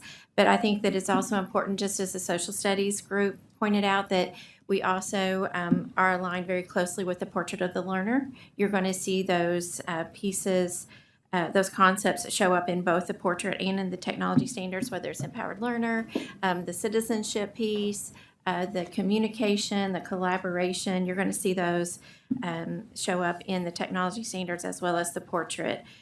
Also, just sort of wrapping this up and sort of putting a bow on it, if you will, to make sure that we're using that technology to amplify the learning and not just pacify the students. I believe that that's a valid point to point out, that you're going to see that throughout the standards as well as the portrait. Trace, I believe you mentioned it, or Dr. Mentor, you mentioned it, as far as having those teachers being able to truly use the standards, whether it's with AI or anything else, that they're using that well. And if a teacher is not, then I think that that's important for us to be able to step in and work with that teacher so that he or she is using the standards well and effectively with our students. And I'm sort of saying that selfishly because those are the people, the digital learning coaches that I get to work with. And so if a teacher is seen to not, seems to not be using it effectively and efficiently, that you bring in somebody to coach them up, to help them to truly use that effectively. Trace? How do we classify educator, or really anybody who's not using it appropriately, and how would like that go about being reported? Is that like So that's student during report, or- their observations and during an administrative feedback with those teachers. So that's sort of not in my realm, but they. So I think teacher evaluation happens at the local district level. It's governed by a set of policies there, which would include acceptable instructional practice with the use of technology. Part of the look-fors. It's based on what we call the Kentucky Framework for Teaching. And so that's part of the professional growth experience of the teacher.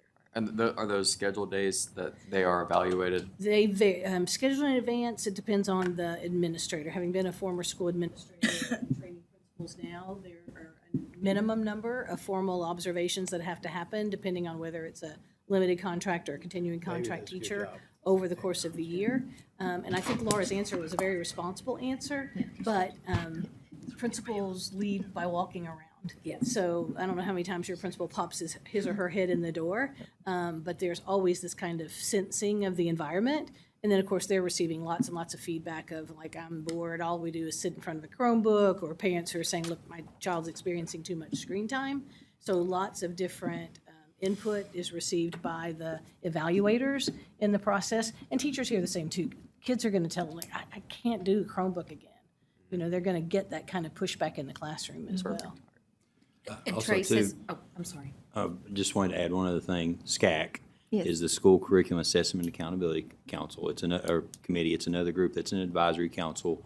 It's set forth in statute that advises us on curriculum and assessment, things of that matter. So I think we have 17, or the commissioner has 17 different advisory councils, and that's one of them. Stephanie. Trace, as the sitting teacher, I'm not sure if anybody else is in the classroom right now, but my principal, my assistant principal are going to pop by all the time. They're going to be well aware. And I'm also going to say this, my feedback often in my evaluation says, hey, your students have this to say about you, you know, and it's a lot of cafeteria conversation. So if you feel like, you know, I think your principals are always willing to listen also to where you stand. And I don't think you have an issue with. I just wanted some clarification on that because like students are punished for using AI or caught being using AI as far as like academic dishonesty, as she was mentioning. So I just wanted to get some clarification on educator standards for that. Yeah, thank you. I think we've reached, we hit a lot of different areas with this. So I think we've reached a point for you to make a decision on the standards. Okay, so focusing very specifically on the standards and the regulations, before I open for a motion, do you have any questions for Laura? You have the full document, much shorter document than social studies, in your portal, and how those are laid out. The architecture of that is explained in the document itself as well as in the slide deck. But what questions might you have about the standards, technology standards? Yes, Holly. Because testing is done on the computer, I noticed, you know, there's a few nods to like learning about how to use a computer, you know, the tech Input. part, you know, keyboarding or whatever. Do we offer guidance for schools in how to prepare students for that? You know, like at what grade level and how to build those skills so that they're competent in using the tool that we're asking them to use for Watching the testing? third graders remember their passwords. It's painful. That was experience. teachers. That's the assessment. If they feel that impacts their test scores. Me too. That was a 2-week They have process. little cute ladybugs on their mouses trying to do the passwords. That was not included as a quote standard or an indicator, mainly because there are so many different types of keyboards. Languages, split keyboards, speech to text. They're not using they're not learning the ASDF, JKL semi like we did. They are texting with their thumbs, and they can type faster with 2 digits versus my 10. And so that was not included 6 years ago. However, I in would those say this, standards. as Jennifer can tell you this, is they're doing it. I mean, the scale of testing that we're doing at those age levels, they do have the skills. We don't hear the feedback that they're not capable, whatever device they have, they use it enough for instruction before the test, they are comfortable with it during the test. So she can talk about it better, but I think it's incredibly tiny Jennifer's percent. offering you an assist, David. Okay, there we go. Sure. Just to be specific, we have practice tests, we have practice items, we have released items, and the encouragement for the schools and district is that they practice the actual platform before the students go into testing, so that they're very comfortable with the tools that are available to them. We go into the accommodations and all of the students who need additional accommodations so that they know and become very familiar with that. So we offer that. It's available now for students testing year round. So we do have those available. Okay. Excellent, thank you. At this time, I would,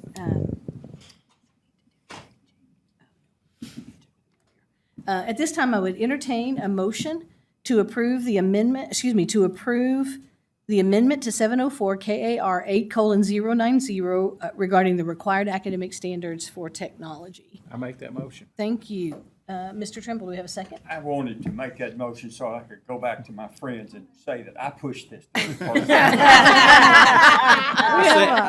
I was so looking forward, you get to make We have a hearty second from Mr. McKinney, so thank you so much. The tech guru of all of Boyle County just weighed in on that. Any further discussion or questions? Thank you so much to the team and for the engagement on the part of this board. Amazing. All those in favor, please respond by saying aye. Aye. Opposed, no. Aye. Thank you, Randy. Are we bringing our Mike Lettingham and Lisa here? Okay, swap out some team members here. We're going to keep David and Marty Oh, he at the did. He just table was and on look delay. at the said KETS aye. operating plan for 26-27. This is an annual review on the part of our board. So Mike Lettingham to my left. So Mike Lettingham to my left also deserves a special five-star work because he's been with me for the entire time as well. So there's something to be said about him being able to endure and go through this for this many years, 34 years. So let me educate you on what your the next topic is. Since 1992, the law has required that this board approve the new appropriation that's made in the most recent legislative session of Kentucky Education Technology System funds. And that is $15.4 million this year. At one time, it was $24.5 million. So part of our additional budget request over the years has been trying to reestablish that cut that primarily happened during the mortgage crisis and the home owning crisis. So we've been really trying to reestablish that through additional budget requests, which I'm very appreciative of this board for the last time making it a top 4 priority. And even thank you when you were talking yesterday about when Brian was talking about the legislative priorities, talking about the importance of the technology funding, which I greatly appreciate. So this is the 34th time in a row I've been part of presenting this. I've learned from those times that the board is not just interested, even though that's the only thing they approve, they're interested in all the other funding that's available for education technology, along with, kind of the background we give in the infographic and the timeline. So in order to kind of address those questions ahead of time, I've always, probably for 2 decades now, given the background you see in that infographic of how it's being used from the student, teacher, district perspective, how we compare nationally, same thing with the timeline. Mike Lettingham. Want to go ahead and open that up? I know Harold carries that around with him in Danville, but that infographic is outstanding. So it's rich. It's got tons of information. Also in your portal is the actual plan itself, which is a short 3-pager there as well. Thank you, David. So Mike plays the role, and the reason he's up here, he's with our Division of Planning and Project Management. I also call him the Chief of Staff Organization because he keeps up with a lot of the financials that we're doing, the district plans, along with the federal E-rate funding. And his team is primarily responsible for putting this document together.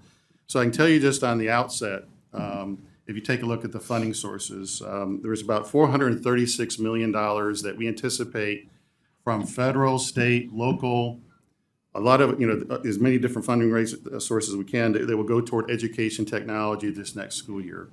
That is an increase from $403 million the previous school year, and a little bit less than the year before that of $443 million. Of course, the COVID, it got up to $502 million because of the influx of one-time federal funds.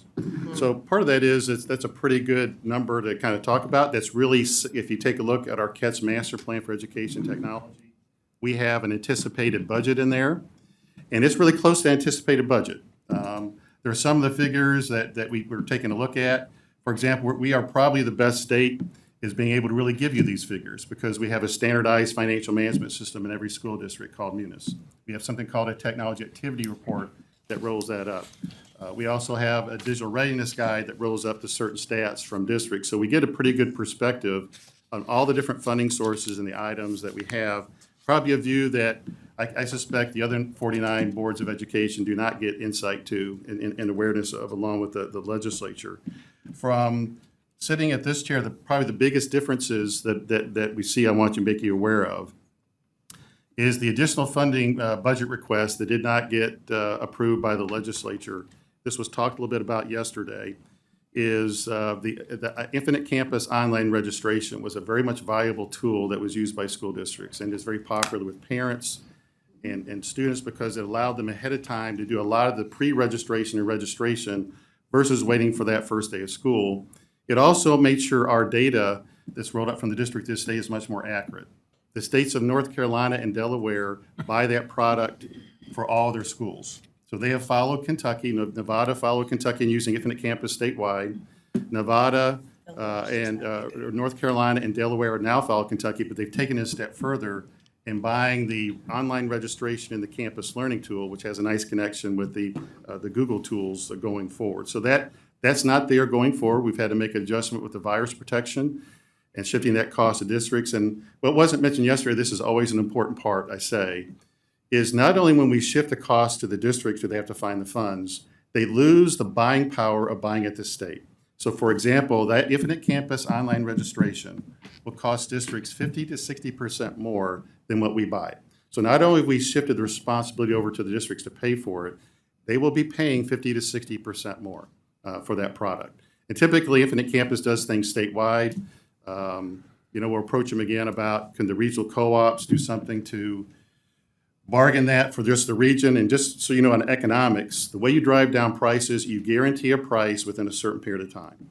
And because we buy certain things at a state level, some of these other products you see, we call them CAT shared service, we're able to significantly drive down the price and ensure that every district gets that kind of service. So when we're transitioning over to districts, what is likely to happen is they can't afford it, and they'll stop doing that and going back to something they were doing before, or if they want to go for it, they'll be paying 60% more for that service. The other part that I want to bring to your attention of us not getting the additional budget request funded, we have something called the Infinite Campus Data Accumulator here. That feeds a lot of decision-making by all these offices and by the legislature. Back in 2006, when we got the funding to pay for Infinite Campus, to field it, we did not get the funding for the ongoing costs. And so we've been taking that from a resource that should be very temporary, and we've been limping along with that for 20 years. And it's very risky to take it from that resource. The resource we're taking it from is something called the federal E-rate rebates that we get. It's kind of like using counting on your federal income tax return to pay for your house payment. That's not a good financial model. And that's exactly what we've been doing while we tried to get the additional budget request in place. And we also have an issue with the federal E-rate program, just so you know. That brings the buying power of that annually to us is about $61 million. The federal FCC, the Federal Communications Commission, has recently announced that they're taking a look at possibly doing reduction or eliminating that program. That would be absolutely decimating to Kentucky. We've been a top 5 state since 1995 in the amount of E-rate funds we get per student. So I want to make sure it's just not the amount of money. It's a devastation it would have to Kentucky if that happens. So obviously we're writing to the importance of Kentucky, and for that we're asking our school districts to, our vendor partners to. On the plus side of this, the Office of Finance and Operations has found a funding source, a one-time funding source. They've helped us pay for something that normally we would have had to pay for this year, which has allowed us to increase what we call our financial offers of assistance to districts, which they equally match. We also have our Office of Teaching and Learning, which helped us because we also, on the additional budget request, asked for additional funding for the IT Academy, which has grown so popular we no longer have all the funds to fund it, plus the computer science advanced placement courses. But the Office of Teaching and Learning team, I appreciate them, has found money for this year to help us pay for the computer science advanced placement. So that's the part about having good relationships with I call your C-level peers in your organization, which we try to do. So I appreciate them stepping up and helping us out. So just for clarification, Board, we are not considering additional budget requests today. As Brian mentioned, we will be talking about those later in the fall. Yeah. So the plan, as it's laid out, and Mike will say a little bit more about that, though, we will be approving the plan that is in your portal. So and just one last point, it is, we've identified in here, and I'm not going to go through them, you see it, is you're basically approving $15.4 million. I showed the additional Half of the plan. $420 million just for your education, because over the years, boards would always say, well, what other funding is going toward that? So that's for just educational purposes for you. So the real thing that you'll be voting on is, do you allow the going forth with the 15.4 million, and those costs are laid out here. Page 1 of the plan document. So I'll pause there for any kind of questions you may have, or you want to go forward. Okay. Questions for David or Mike? I've got a quick question. I know we didn't get the funding that you hoped for, and again, we did take that was our fourth priority here, but the funding costs are now being put out to the districts now, like you just talked about. Do we see a regression of the obsolete equipment, and maybe seeing some fallback eventually if we don't get more funding for technology? Well, absolutely. You know, for example, what happened with COVID is folks, kind of realized the importance of technology, and it's stuck. It's not like we don't want this any longer. And so what they're saying is, how do I refresh this and keep it going forward? So the danger of not getting the funding to replace it, when you have, much like an older car or whatever, is you have more likelihood of problems with it and unreliability problems. And anytime, whether you're a teacher or a leader, you don't want to be in front of a classroom with it being unreliable. So the funding is to make sure that our students still and teachers still have a great experience with these tools.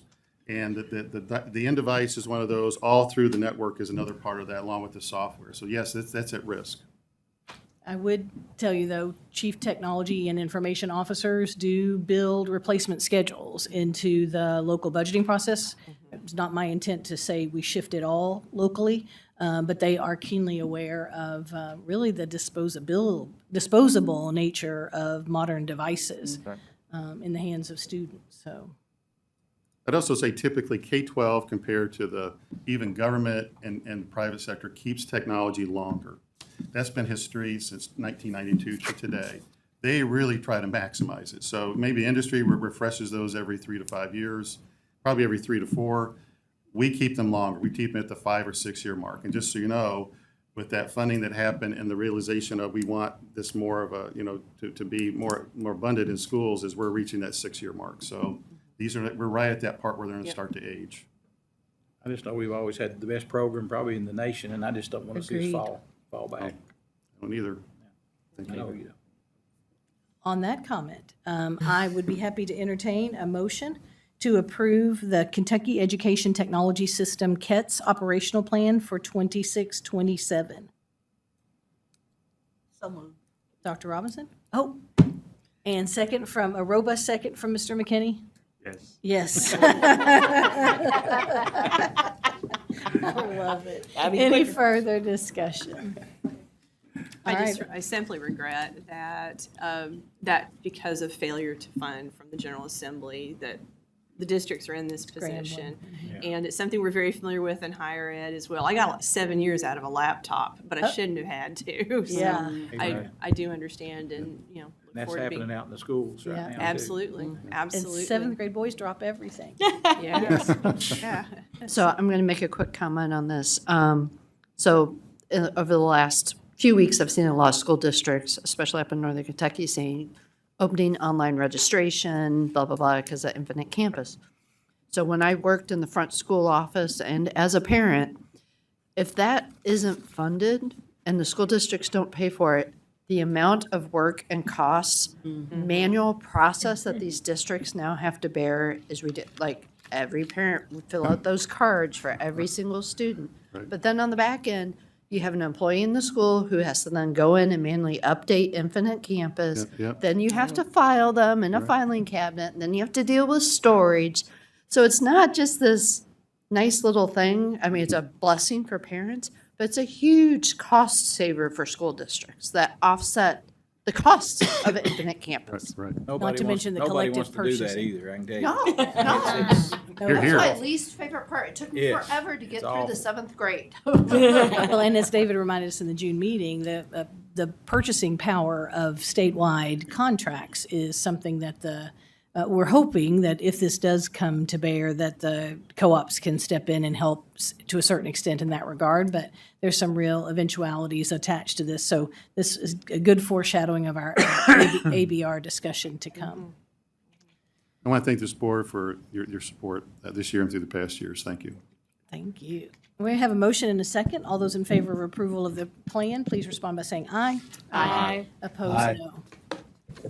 Thank you, thank you. I appreciate the team so much. You got us right back on schedule. We're available in the back. You still want to talk about AI, so we can go ahead. That's all right, because we thought we were going to be done early.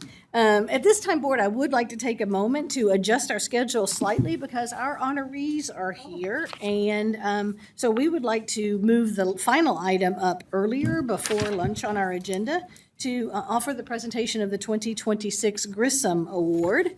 And to do that, many thanks to Chair Pyle and the awards team for the process that led us to here today. And this award is the Grissom Award for Innovation in Special Education, named for the late Dr. Johnny Grissom, whom I knew and adored, former Associate Commissioner in the Kentucky Department of Education's Office of Special Instructional Services was the name at the time. Her career reflected steadfast commitment, service, and leadership to help all students achieve high levels, regardless of ability or disability. This award is given to a Kentuckian or a Kentucky organization demonstrating outstanding dedication to improving student achievement for students with disabilities. And this year, we are pleased to recognize 2 recipients, and I invite Commissioner Fletcher to join me as we honor them. Thanks so much. Start to say Chair Robinson. Chair Young. On behalf of our Board of Education, it is an honor to present these 2 awards. And I get to present the first one, first Grissom Award for Innovation in Special Education to Miranda Reed. According to her nominator, Miranda B. Reed exemplifies innovation in special education through visionary leadership, systemic improvement, and an unwavering commitment to inclusive, student-centered practices. With 18 years of experience spanning classroom instruction to district-level administration, Ms. Reed has transformed special education services by blending compliance with creativity, ensuring excellence while expanding opportunity for students with disabilities. As Director of Special Education for Lyon County Schools, Ms. Reed has implemented forward-thinking initiatives that fundamentally improved access, engagement, and outcomes for students. Notably, she pioneered a peer mentoring program that pairs general education students with peers who have disabilities, empowering students with leadership opportunities while earning academic credit. This innovative model promotes inclusion, social growth, and authentic student ownership beyond traditional instructional frameworks. Ms. Reed has consistently leveraged innovation to remove barriers to learning. She introduced the first smartboard technology into Lyon County classrooms, expanding instructional accessibility and enhancing learning experiences for students with diverse needs. Her leadership in assistive technology procurement, made possible through competitive grant writing, has ensured students receive individualized supports aligned with best practices. Recognized for her excellence at the state level, Ms. Reed was named the 2023 West Kentucky Distinguished Administrator of the Year.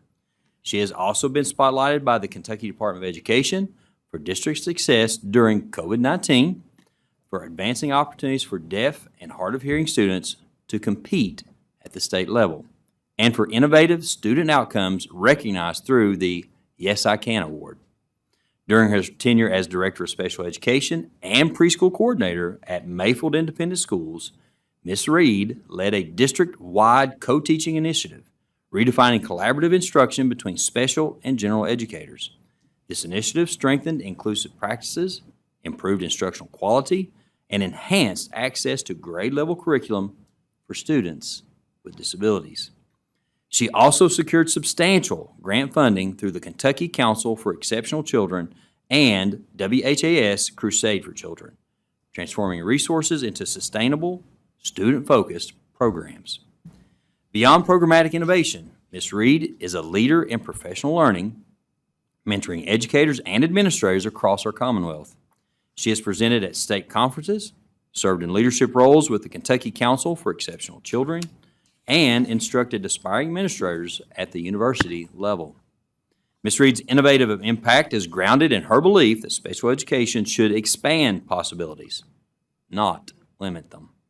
Her leadership reflects the spirit of the Grissom Award by advancing inclusive innovation, empowering educators, strengthening communities, and most importantly, ensuring students with disabilities are seen, supported, and celebrated. And also celebrating your first month as superintendent, correct? Yes, sir. Congratulations. Thank you. Congratulations. I would like now to invite Miranda Reed to receive the Grissom Award for Innovation in Special Education. And before we give you the award, would you like to share a few remarks? Sure. Thank you very much. I am truly honored and humbled to receive this recognition, but I want to be sure and say that I'm thankful for the team at Lyon County Schools, because this recognition truly reflects the heart of a team that truly believes all students can achieve. We have a community that is incredible, a community that employs several of our students with disabilities, and we take great pride in that. I also want to say that when I realized I was receiving this award, I thought about how it's not really about programs, new programs for special education innovation. It's really about listening to our students and collaborating with families, and we're tasked to break those barriers so that all students can achieve. And so I just want to say that I'm thankful for a team. I'm thankful for Lyon County Schools, the Board of Education, and our community that pours into all students and truly gets behind the belief that all students can achieve. So thank you.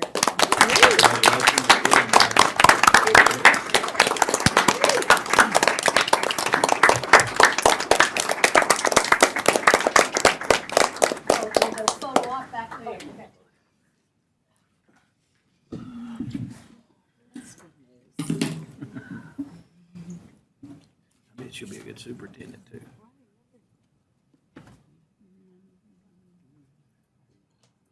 Lyon County, is that what they said? Lyon County?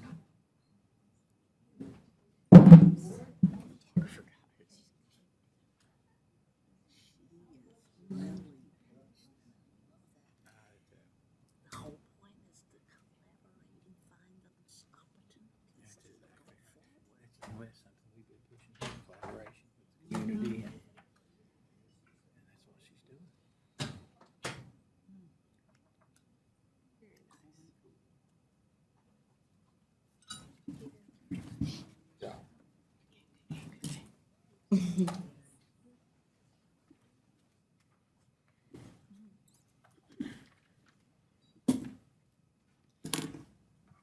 Recently visited Lyon County, a beautiful area of our state. It was so nice to have you here. And again, I look forward to visiting. And of course, in the new superintendent cohort, we'll be meeting again pretty soon. So again, congratulations on the award and also congratulations on the superintendency. Next, on behalf of the Kentucky Board of Education, I'm honored to present the Grissom Award for Innovation in Special Education to our second recipient, Oldham County Schools Exceptional Children's Services Program, for their work to support students with disabilities transitioning to post-secondary education and/or the workforce after high school. According to their nominator, Oldham County Schools implements multiple initiatives to support students with disabilities transitioning to post-secondary education and/or the workforce after high school. The Young Adult Transition Program, YATP, provides individualized post-secondary programming for students who have completed the alternate assessment requirements. Built around person-centered futures planning, the program emphasizes independence, self-determination, employability, financial literacy, and community integration. Students exit the program with a meaningful plan, emphasize meaningful plan for adult life that includes job placement, living, and housing exploration, and post-school follow-up. The College and Career Ready coach role has expanded the district's reach to every secondary student with an IEP, an individualized education plan. Through this position, OCS has built a coordinated transition pipeline that includes pre-employment transition services in partnership with the Office of Vocational Rehabilitation, currently serving 130-plus students with IEPs and projected to exceed 200 with the expansion of the Zoom group to Oldham County High School. The After the Tassel Individualized Achievement Plan, which connects graduating seniors not pursuing college to full-time employment, paying $15 plus per hour. Approximately 80 students are being served in 2025, 2026, and year one outcomes showed 47% placement into employment after graduation. Another initiative, JAG Kentucky, serving roughly 100 students. We may have a fan of JAG Kentucky here.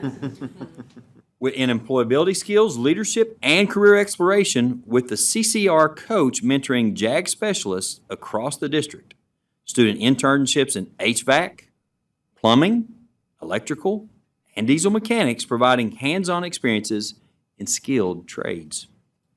In-school ASVAB testing that allowed nearly 50 students to take the assessment during the school day. OCS has integrated modern, real-world learning into transition programming through virtual reality career exploration, junior achievement curriculum, and partnerships with JCTC and Future 42. Work-based learning has expanded substantially, including the Inspire to Hire Career Fair, Churchill Downs mini internships, Baptist Health LaGrange, and the Lynn Family Stadium experiences. Recognizing that strong outcomes for students with disabilities depend on informed, empowered families, OCS has partnered with a parent leader to co-found OC Cares, C-A-R-E-S, which is a parent network providing ongoing support, IEP navigation guidance, and connection to outside resources. The district has also delivered a sustained series of ECS parent workshops on transition supports, employment options, independent living, post-secondary pathways, financial planning, Medicaid, and guardianship, equipping families to take actionable steps on their child's behalf. The Together We Thrive Parent Resource Fair drew 40-plus vendors with over 75 families in attendance, and the Oldham County Career Connections Fair brought together 50-plus vendors with over 250 juniors and seniors in attendance. I'd like to now invite Jennifer Hallis from Oldham County Schools to receive the Grissom Award for Innovation in Special Education, and if you would please share a few remarks.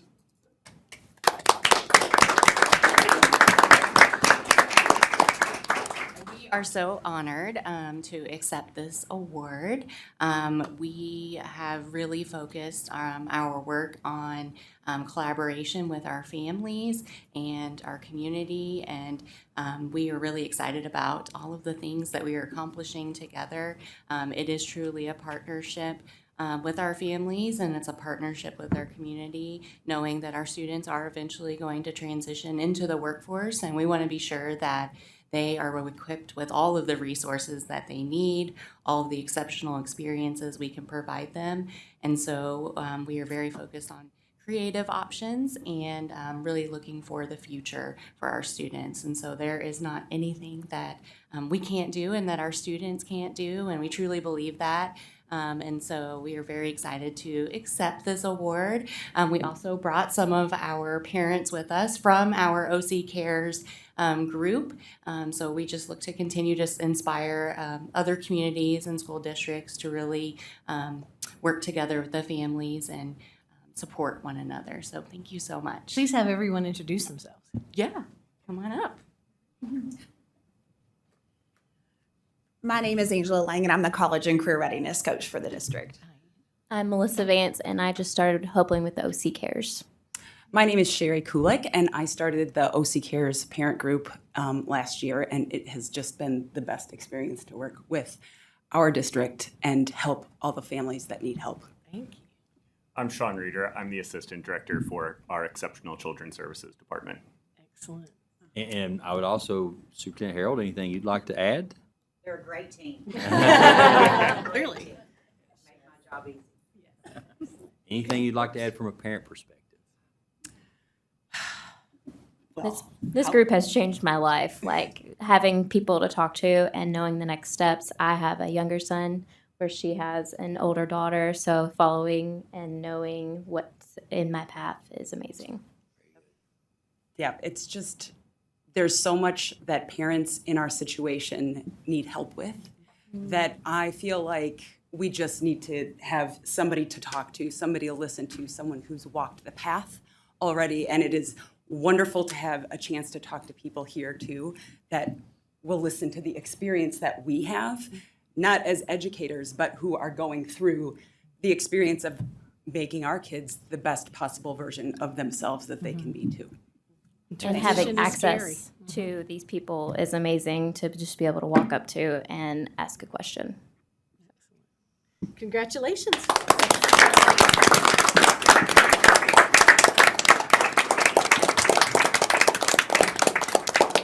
Board members, we're going to go ahead and recess for lunch. Just give us some photo space over that way. We're running just a little bit behind, so if we could try to hit our original mark of 12:25, Jennifer and her team will be ready to go at that time, and lunch is over in the Commissioners' Conference Room. Awardees, we'd love to have you join us for lunch if you can stay a few more minutes. I love it.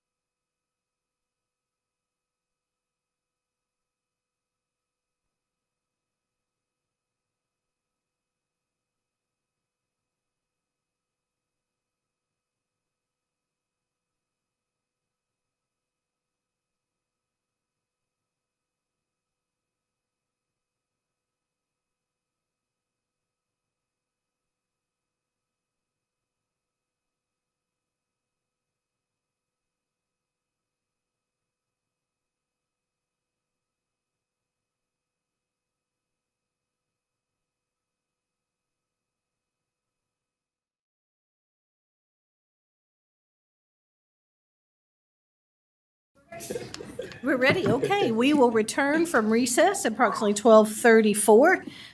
Thank you, board, for being willing to eat like a school teacher as we come back for getting back on track this afternoon. The next item is one that just really revs my engine. Love talking about the work we're doing around assessment and accountability for our new board members. We just saw the successful passage of a first cut at a moonshot in Kentucky around a meaningful assessment and accountability system, and Meaningful Trace is one that we think matters. It's a system that matters to students. Sharon often says, what would we do if our system were to make sense? And so how can assessment and accountability work in better service to the learning process across the Commonwealth? But that comes with a heavy lift on the part of this team from the Office of Assessment and Accountability, and working through, we're not finished yet, we didn't land on the moon, but we're certainly orbiting it with our new model. But there's a lot of jots and tittles that have to be managed in this development of the new system. For the new board members, we have been working pretty consistently on this month over month, but that's not to deter you from asking questions or thinking about what it is that you don't know and need to know today. So we have allotted substantial time for Jennifer to share with us about amendments to 703 KAR 5:270, and this will be a first reading of the changes to our accountability system. Similar to the way we handle questions with the technology team, decide, is this a question that could be held until after the presentation? Or if it really is burning and it matters at that moment, please feel free to just signal me and we'll go ahead and interrupt Jennifer with questions as they might arise. But we'll also keep a good close eye on time. So jump right in. Well, good afternoon, everyone. And again, thank you for the time on your agenda. I'm Jennifer Stafford, the associate in the Office of Assessment and Accountability. And with me today, I have Jenny Larkins, a policy advisor, a wonderful colleague of mine that has worked diligently on this draft of the regulation. Jenny and I sit before you, but there's been literally hundreds of people, thousands of input on this draft regulation. Can't thank the Kentucky United We Learn Council enough, and the leadership of Karen Dodd and Susan Strange and her team, as well as OCIS, Sarah Snipes, and the wonderful colleagues that we have across the agency, and the input that we've had and been able to gather over 4 years. We've been at the Kentucky United We Learn initiative for 4 years. We had a convening about 2 weeks ago, and we got to stand up and say how long we've been here. And literally 4 years in the making. So again, Jenny and I get to be in front of you, but there's a lot of background and work on this. As we move into the presentation, what we're gonna do is we're gonna talk through some key areas and key changes on the regulation, most of which are brought about from the result of House Bill 257. Now, Dr. Brian Perry mentioned it yesterday, and that's a key piece of legislation that was passed in the 2026 legislative session that changed a good portion of the state accountability system, as well as had some impact on the testing system as well. So we're going to go through most of those changes. In the board's portal, you have the draft regulation itself, so the red-lined regulations. Jenny's put together a fantastic document of the summary of changes for you. Board Those members, two- you may want to open that one. I think you'll find it very helpful. Which one? It's called a summary of changes. Oh, okay, thank you. And board members, along the way, you have also received feedback from various stakeholder groups that we've been meeting with. So you have those in your email. You also have a handout.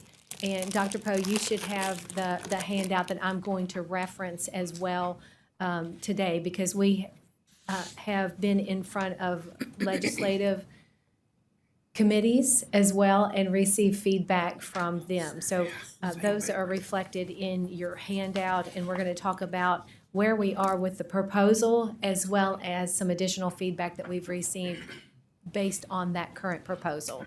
Board So- members, this is first reading. No action will be taken today. So that's right. So if you'll go to the next slide, Glyptis Ann. So House Bill 257 does bring about changes to the assessment system. It removes the on-demand writing as well as the editing mechanics. And so one of the pieces was to reduce testing for our students, and that was one of the goals of the Kentucky United We Learn initiative. And so you can see that the on-demand writing and editing mechanics has been removed. It's now required that districts have a writing policy. But writing is not removed from the assessments because there are there are constructed response and extended response in our other content areas. So writing is still important. We still have it as part of our assessment system. Looking at accountability, there has been a significant amount of change, and we're very excited about the fact that it reduces the complexity of our system. The addition of change 6 years ago and putting that into the system really doubled the system of what we have. So we're excited about the removal of the change language and status from the statute, and the removal of the quality of school climate and safety indicator. That was the survey that students took that contributed to the indicator. And then the addition of the individual student growth in reading and math and chronic absenteeism in the state as state indicators. Now, just a little bit about accountability. It is guided through both federal law and state law. So there are parameters that we're going to talk about with both assessment and accountability. In Kentucky state law, it's very specific. Across the years, there has been more and more defined in statute and less flexibility with accountability. So both the assessment system and the accountability program are guided by state and federal law. So those come into play when we're looking at the parameters of our accountability system. So at this point, I'll turn it over to Jenny for the highlights of the draft bill. Good afternoon. As Jennifer mentioned, most of the changes that you'll see in the regulation address the changes from House Bill 257. We have added definitions for all of the new components or pieces of the components, and we've clarified some existing definitions where we thought they could be clearer. We deleted the quality of school climate and safety indicator that was in House Bill 257. We also removed all of the status and change language that was in there, where each state indicator had to be evaluated with status and change. And we have removed writing from the state assessment results in science, social studies, and writing indicator. So there's not really an assessment deletion specifically to the assessment, but it was deleted from the indicator in this regulation.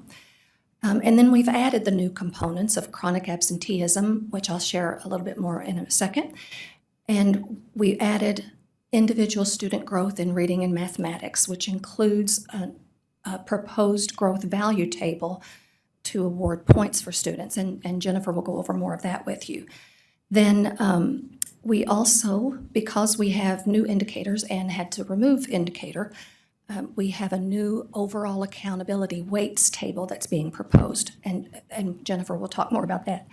And then we had to make a few minor changes due to the impact of House Bill 562.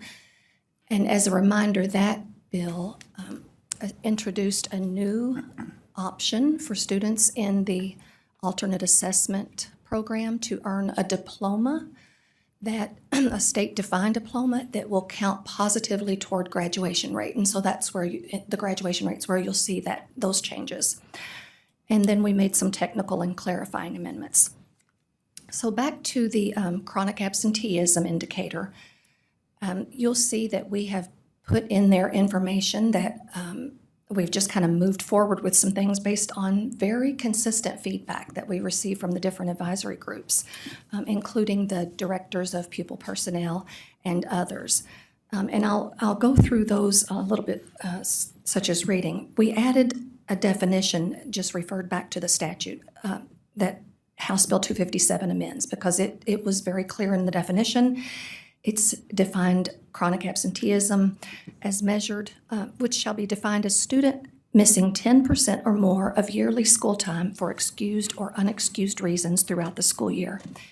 And that the federal definition is a little bit more specific than that. And so if I can kind of borrow the theme from a couple of others today, we've kind of married that term, the statutory definition, with the federal definition to define the time specifically as days. So we say that it shall be measured based on number of students absent 10% or more excused or unexcused school days during the school year. And we have said that that counts as a student missing more than 50% of his or her school day would be counted absent for the day for the purposes of accountability. We also added in there that a student must be enrolled for a half academic year to be included in the chronic absenteeism indicator, and that half academic year, is 50 or more instructional days, or half of what our full academic year of 100 days is for other indicators.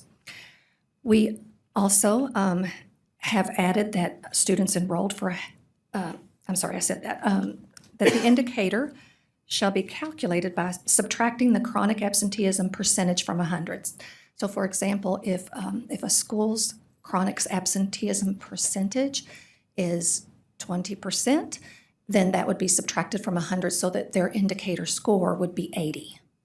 So that it's reflected positively, and so that the higher the percentage, chronic absenteeism percentage, the lower the score would be. So then also, because we have switched those indicators, we added the chronic absenteeism sort of where the quality of school climate and safety used to be. So it is currently proposed in this regulation to contribute 5% at all levels, elementary, middle, and high.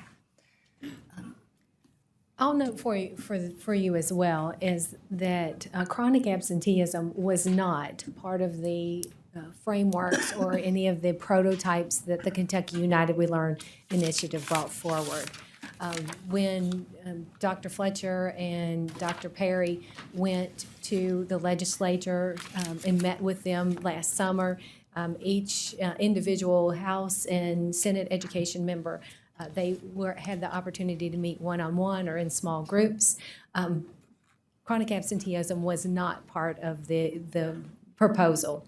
However, legislators brought their own ideas into the discussion. They do. And so therefore, chronic absenteeism was written into the bill based on their input. So we are talking through and making the inclusion of chronic absenteeism per that statutory language. Thank you. Clip-to-Sand, would you advance, please? Thank you. So our request of the board today is to provide feedback on the changes that are proposed in the regulation. Jennifer is going to go over the individual student growth, the growth value table specifically, the distribution of points, and the overall accountability weights tables.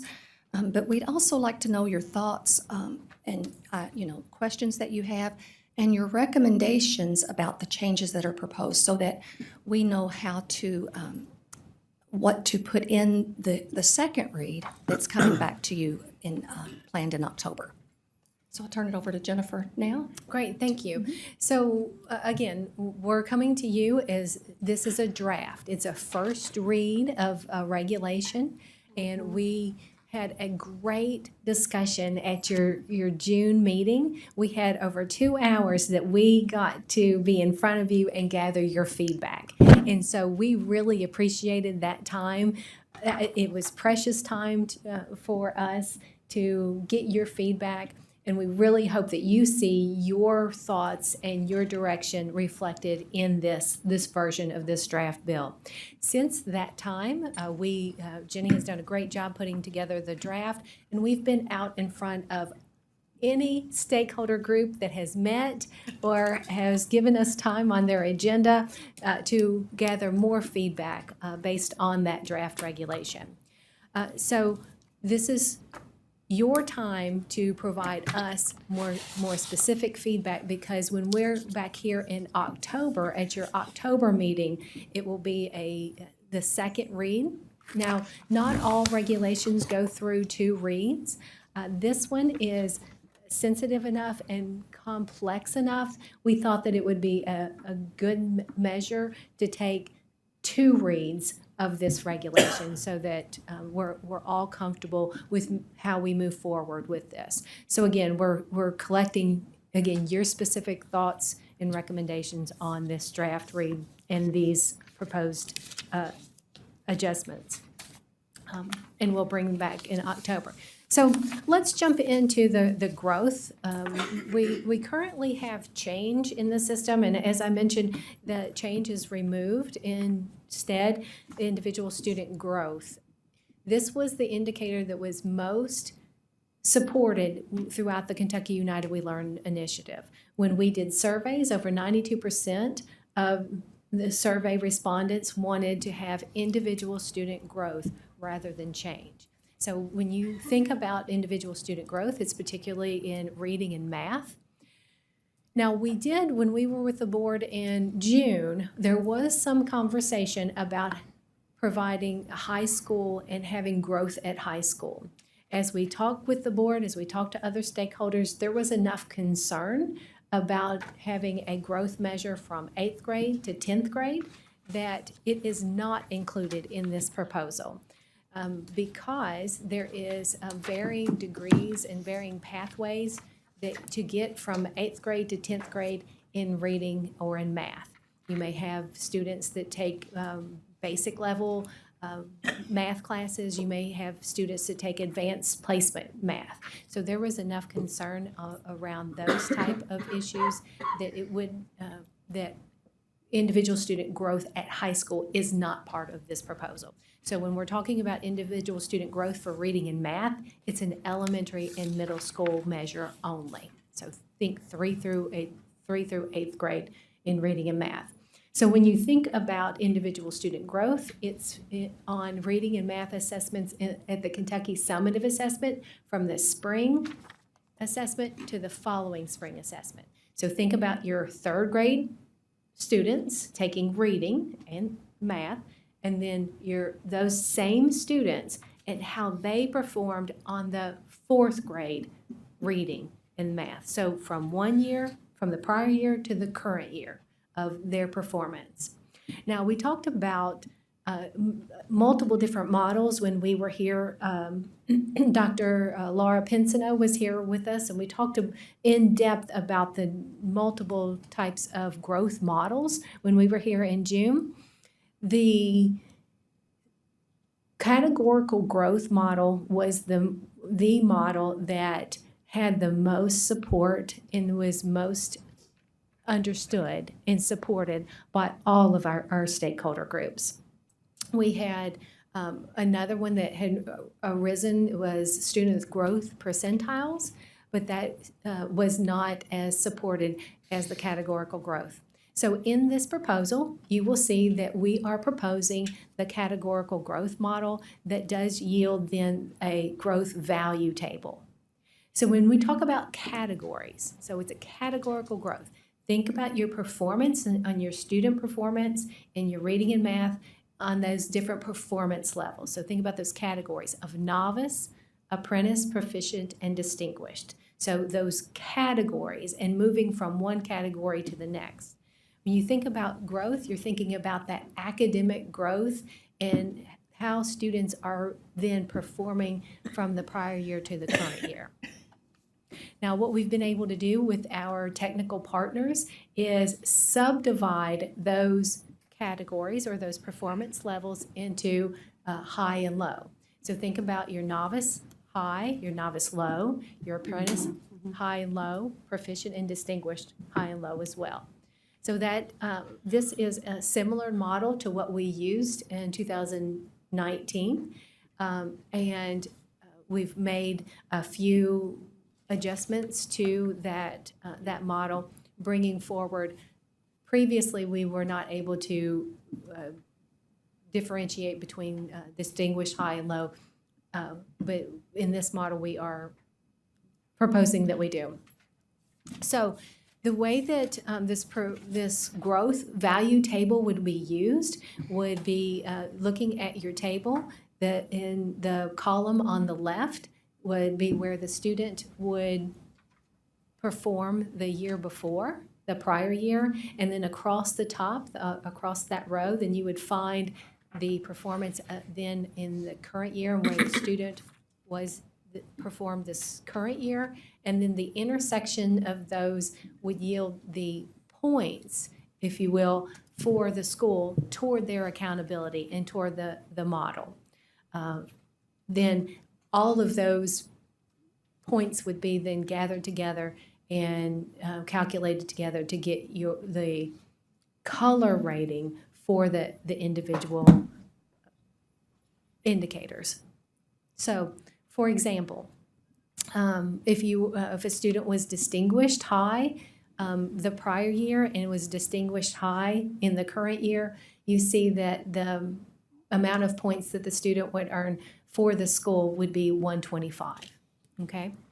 If we go to the bottom left, the prior year, if the student was novice low and stayed at novice low, then the amount of points would be 0.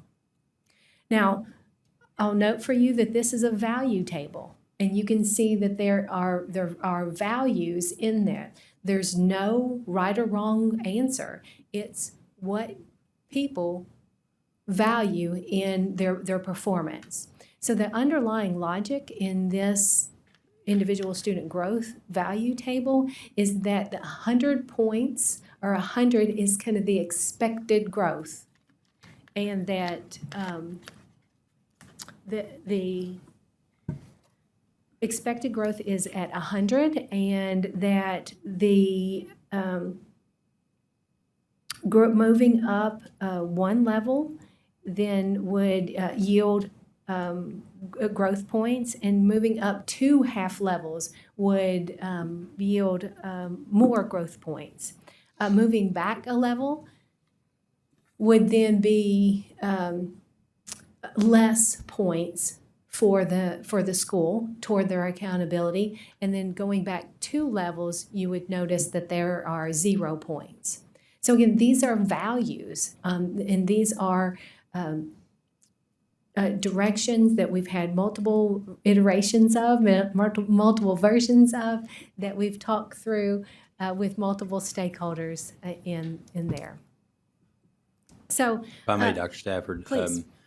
For just a second, think about the status score.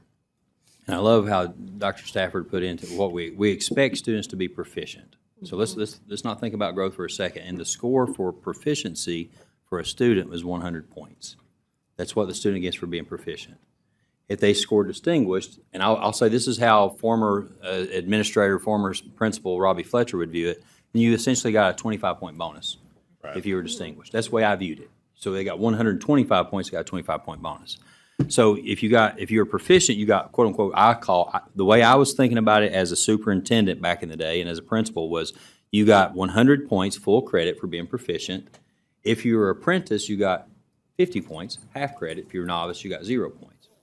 So now change that logic to growth for a second. What do we expect students to do each year? We expect them to grow for 1 year of content. So if a student is proficient in 3rd grade reading 1 year, and then the next year they're proficient in 4th grade reading, they've acquired 1 year of growth because they've acquired that upper level, that next grade level of academic standards. So to grow 1 year, that's the expected, that's what we expect them to do, so that's where the 100 points came in. And again, this was a growth table. We tried to reflect what we were getting, our input and everything of that nature. So along those same lines, if you fell back and since we're talking about, I'll call them half levels, because if you go from proficient low to apprentice high, that's kind of we've divided these into half levels. If you go back a half level, then you get 50 points. If you go back 2 half levels, or 1 full level, I guess you could say, you get 0 points. If you, and the reason why the rationale behind this and in talking with different folks was 0, 50, 100, 125 are the numbers we're used to when it comes to status. So we tried to use the same type of numbers. Now, we do have some input from others that has some other, and I think it's great input, but you'll see that in a second. So the logic is pretty much the same if you land at the apprentice low category to the distinguished low category. If you go up 1 half level or 2 half levels, you'd get, quote unquote, full credit of 100 points. If you go up that 3rd half level, then it would be, if you remained the same, let me correct that. If you had the same and you went up a half, you'd get the 100 points. So that's why there's 2 100s side by side, if you look at it. But if you go up another half level, then that's where the 125 would come in. Now, the logic here changes if you look at for the novice category. And there's been a lot of discussion here. If we say, everywhere else, if you're proficient low to proficient low, you stay the same category, although that represents a year of growth, you get 100 points. But if you'll notice, the change here for novice high to novice high is 50. So that's something to think about. There's been a lot of discussion on the corners, if you will. So it seems like the logic in the middle, people feel very comfortable about, but a lot of the questions come in the corners. So really, that's something I think for a lot of discussion. And of course, the middle is also too. And then also SCAC and LSAC introduced another point value, if you will. 110. So I think the commissioner looked at my paper. So I have circled the novice high to novice high yellow, 50, and the distinguished high to distinguished high, 125. So I have corner questions there. I completely understand novice low to novice low doesn't represent growth. At best, it represents 2 years of low performance. But I find it hard to explain why apprentice low to apprentice low would yield a full year's growth and 100 points, and novice high to novice high would not. And I'm especially thinking about kiddos with disabilities, you know, whom we're celebrating the fact that they were able to attain novice high. On the other end of the corner, thrilled when students can go from distinguished high one year to distinguished high the next, but struggling a little bit to know why that would warrant an additional points there, except for that whole column for distinguished high is just automatically a default of 25 additional points. I don't hate it. I'm just wondering about the With that being rationale. said, and if you go from the distinguished high one year to distinguished low, the next year. You lose. You lose points, and that's something that I'm looking at a little bit. Yeah, and we used to just consider distinguished, you know, a Being one distinguished. threshold. You're just trying to get above proficient. Anything above Yeah. proficient would be, Yeah, gravy.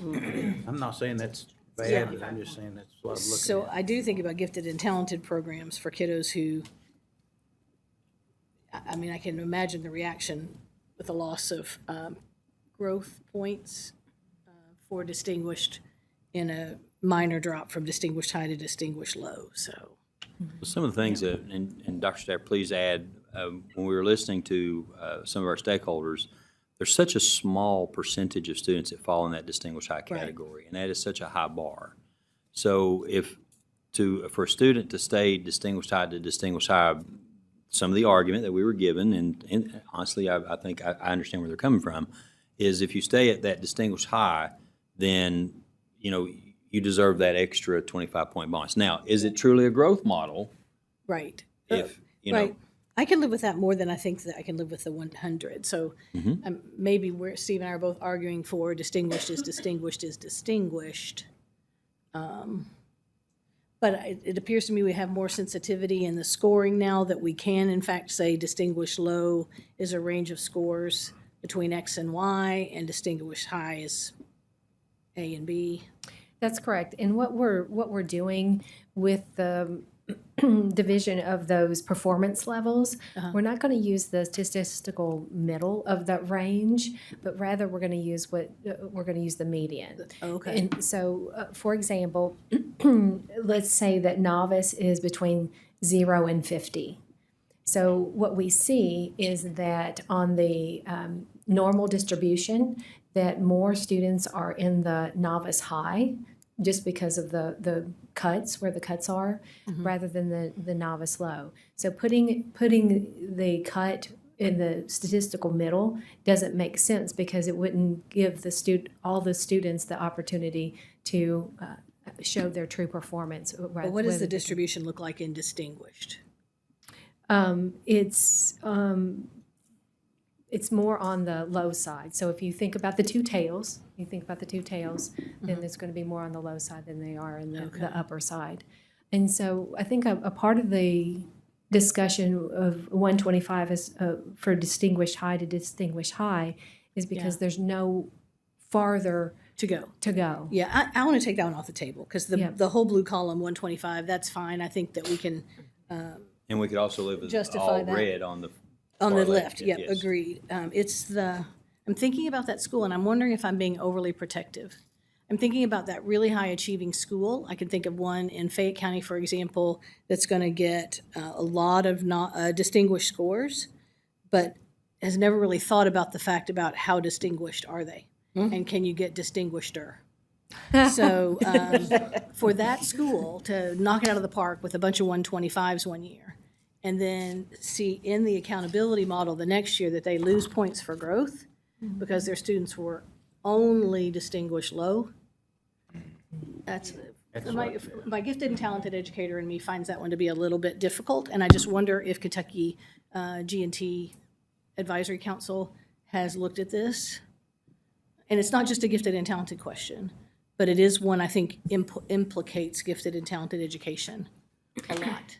So I'll go ahead and note for you here, because I think it fits into this conversation, is that the 50, Glyptis, will you go, Ann, would you go to the next slide? So one of the recommendations that come out of the local superintendent advisory council was that distinguished high to distinguished low, that 50 in that yellow rather be 100. Okay, that's what I'm talking about. Okay, and I think that's the one you're talking Okay. about. That came So, out. yeah, that came of out of local superintendent's LSAC. advisory council. Okay, okay. Sounds better.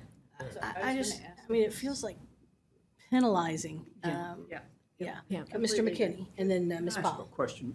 Have you looked at this in terms of how it would motivate superintendents to allocate resources? By that, let me say this. If you got a distinguished high, you keep them at a distinguished high, you get 125 points. They haven't changed. Or you can take your resources and put it on a novice low and move it to a novice high. You only get 100 points. It's not a criticism, but I'm wondering, aren't we skewing this so that we're looking at keeping the really good students high, Yeah. rather than concentrating our resources to bring these lower students up? I think that's a really smart question, but it also begs my other circle, which is why wouldn't, that's to Harold's point, why wouldn't novice high to novice high also be 100? Well, I think, Harold, that you're gonna have a lot less people staying in the distinguished side. You'll score a lot more points when you move people from novice to apprentice. So you have a lot more kids probably in novice and apprentice. When you move them, you'll score more points. So as administrator, I can remember working hard to get those novice kids off of novice. And the other kids will, pretty well take care of themselves, but you get more points as you move those kids, because you'll have a lot more kids in those ranges than you will distinguished. Yeah, and I understand. I don't mean to pick the specks out of pepper, here, and that's not what I'm about. Just asking the question as we look at this and you model this out. I know you guys got models on how the schools are performing. Are we designing this so that our resources go where we want them to go? Do we want our resources to move the bottom students up? Or do we want resources to go to keep the high people high? And I think the answer to the question is that is a local decision, but your point is well taken in that we want our model, as we make these kinds of decisions, to appropriately incentivize those resource allocations. We don't want anything in the system that we design to cause them to dishonestly or inappropriately or inaccurately assign resources as they attempt to move students along the continuum. They don't approach it. Steve's right, you're paying attention to these kinds of things, but they don't approach it to say, we're going to put a certain amount of money in here to improve performance from apprentice to proficient, for example. But you do know when you're working with students how far you need to take them to get the gains that they set goals around those gains, and that's individual student performance. So And our goal is to get the kids to apprentice. That's what it's always been, to try to move to those. get them to proficient. Yeah. I'm proficient, that's right. So, and that's our goal. And then if you get some distinguished, that's great. But I know we spent more time trying to move those lower kids up. Yeah. And, Yeah. than anything. To Steve's point, we used to think about proficient as the hold harmless too, so that's a question in the growth model. And before I turn to Randy, I think you said something that and perhaps misunderstanding about 2019. I thought we had a percentile model in our old growth model, not a values Had both. table. In 2018, we had the student growth percentiles. Okay, and then 19, we had values table. That's Okay, correct. Thank you, thank you. Dr. Poe? Yeah, I'm there with Harold though. And I understand in the past it was about moving kids. Unfortunately, we're getting back to this bubble situation and moving because it's really not about the growth. It's where you're at on this growth table. But I really want to put in the thing for those distinguished schools, high flyers. We've got to keep our high flyers if we really want Kentucky to succeed in an economic development state. So we can't discard our high flyers. And then, if a kid is distinguished, they're distinguished. We shouldn't be penalizing and taking away points. I think under our last system, when we divided or developed the 5 stars, and then we looked at the growth model, and then we subtracted points for growth, we're looking at the top 5 schools are changing on who's performing well, but then they just started discounting the accountability altogether because, hey, we're outperforming the others and we're getting penalized a negative 10 points because our high flyers had one question difference on these things of these tables. So I'm really concerned on that upper edge, as you all have said, and I just can't understand why a distinguished student, if they're distinguished this year and they're distinguished next year, that we're placing the difference between low and high. I can understand when you're trying to get up, but when you're the height of perfection in any particular sport, and I don't like to use the sport analogy, but I am, that once you achieve the highest level, and I ran a mile, let's say in 3:52, that's the world record. And then next year I run it in 3:53, and you're going to penalize me when I had the second best world record, but I'm going to be a lower category. I think we really got to really think, because I know that for years, we penalized our high flyers, and in Kentucky, we can not only worry about proficient kids. We want every child to be proficient, but we really want every child on our learner profile to reach distinguished in those categories if we're really going to be successful as an economic state. So we got to raise the bar, is my feeling, but you can't penalize kids once they can make that jump over the high bar. They're making that jump. I had no idea Randy ran a 4-minute mile, so that's amazing. Dr. Payton, It was downhill on roller skates, but he did it. I did have a 4:15 there, Lou, back in my running days. In your before prime. the bone-on-bone hit. There we you go. go. I never broke the 4-minute mile, but I had a 4:15. That's pretty daggone good. Just saying that. Pretty good. But we then, digress. But we digress. But when you get to a 5-minute mile, you're still distinguished. Right. Okay. Well, let me A ask this. I 4:15 mean, this to a 5-minute, because you're still outperforming the top 10% in the country. Yeah. So why Point well would we taken. then say, look, okay. So this may be oversimplifying it, but I mean, this is in place to incentivize gains. Okay, so you can have a gain chart, but to lose points, maybe you have to drop a whole category, not just a level. I mean, could it be as possible as I think that's what we're simple as that? suggesting, Justin. I think, and Is that you'd have to Jennifer's- go from distinguished to proficient before you lose anything? Jennifer's not arguing this, of course, she's taking this all in, but I think what we're saying is the distinguished low category should be all blue. The distinguished high category should be all blue. And then I think we need to distinguish this notion from growth is, I think we said this at the last meeting, that to grow from one year to the next at the same category is valid growth.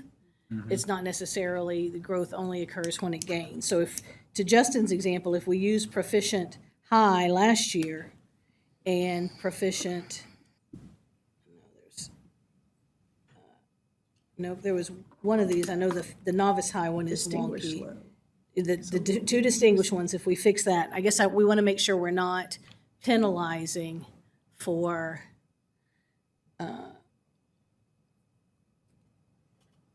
proficient and distinguished, maybe is what we're saying. We don't want to penalize the top bar. I think Distinguished you for summed it sure. up well, but when you're distinguished, and maybe that distinguished low is 100 points, So from but not proficient, a that's the one. minus 75. So proficient high to proficient high, that's the one I was trying to capture on my chart. Jennifer, would be a 50-point bonus, not a 100-point bonus. Proficient high to proficient high? Am I looking at that right? Proficient high to proficient high looks like 50 to me. No, it's proficient high to it's proficient high is 100. 100. Okay, That's good. right, it should be. Okay, good. So Thank you. I can have clarification here, so we want to make sure we get, I'm hearing two things. Possibly if we look at, let's take this chart. On the distinguished low area, at the minimum, to have that yellow to be 100. Under there, so we could stay that, or consolidating it into just distinguished and having it all blue. Well, you could report out low and high, but any distinguished performance from one year to the next is still going to be full growth. Well, and if you look at full growth as 100, I really like the idea of making that 50 100, and the reason why is we're still trying to develop a growth chart. It's not so much about where you land as how much did you move. So if you move from distinguished low to distinguished low, that was 100 points. I can get on board with distinguished high to distinguished low to be 100 just because it's still distinguished. But if you look at the logic, we've had if you move back a category, a half category, you lose a point. So we're changing the logic, but now in defense, we also changed the logic on the novice. We'll get to that in just a second. Right. So I guess what I need to hear from the board is, would we like for that distinguished low where you land and after distinguished high to distinguished low, are we talking about leaving that at 100? Or are we wanting to consolidate those two, that distinguished into one area and make it all 125?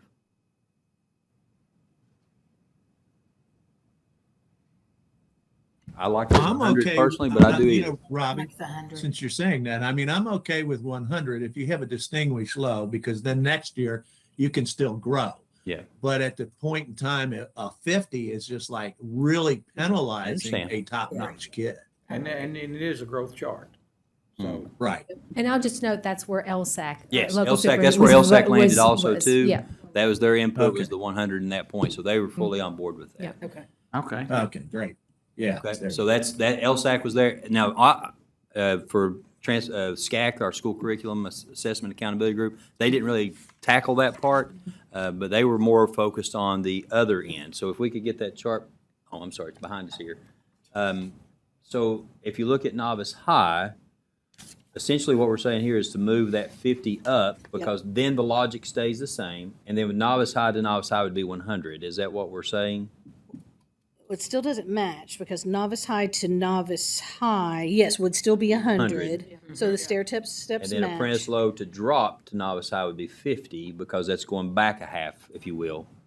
So Same- basically, it looks the same as the what rest. happens to high and low. Yeah. Yeah, so And- the steps would match. And I honestly, I hadn't thought about possibly those, our struggling students, that maybe novice high to novice high would still be growth. It's a year of growth for them. It's a year of growth. It's I a mean, year of it's a growth. year of maintained Content, yeah. performance, Okay. no backsliding, and Well, you're 1 year- particularly 1 year important better. with kids with disabilities. Yeah, because they're performing at the fourth grade level commensurately with what they performed at the third grade level, so they have grown by that year's. 1 year, yeah. Yes. I'm great. looking for my piece of chalk so I can go up to the board and Lift the sand will jump all over you. So just so that we're all on the same, I'm gonna do this. We're talking about moving 50 up here, is that what Yes. we're? Yes. 50 up, Yellow, and yellow, then yellow. 100 here. Yes. and then- Well, we haven't really talked about it. How do you feel about the 110? Explain the 110, I don't know what Well, that is. one of the things that came out of SCAC, our school curriculum group, was why would you have to move up 2 half levels in order to get that? So why not reward a student for, if you went from a 1 half level, give them partial credit, I'm gonna say partial credit for getting moving up a half level. Because before you had to move up 2, or you had to maintain or move up a level to get the 125. So there's 2. So what they wanted to do was to break it down into, if you went up a half category, then you get a little more credit. Maybe try to push those kids to reward them for moving up the half level more than, because if we're saying to stay the same as expected at 100, if you move up a half level, is that a little bit more credit? So That would that's make sense. thoughts on like- the 110? Like distinguished, that's what we're doing with distinguished, we're going from 100 to 125. That would make And sense. especially since we've now moved that 50 to 100, it's not a 60-point jump. It's that 10, it equals out all the way across now. Now, I think, correct me if I'm wrong, I think SCAC was in favor, I think that was some of the input we were hearing from SCAC too, was this moved up to 50 here, 100 here, and this says at 110? Yes. What about LSAC? I think that just adds another level, another gradation of confusion. You know, I'm trying to think how I would explain to this on the steps of the Presbyterian Church Sunday. I'll tell you how to explain it, okay? If you stay at the same level, you get full credit. You drop a half level, you lose credit.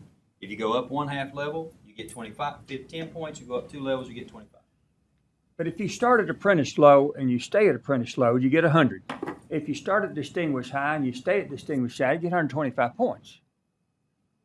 It's not the same. We are pulling it, I agree. The logic for distinguished is different. Well, then maybe what we ought to drop is the distinguished high and the novice low and just measure what's under the big part of the bell curve.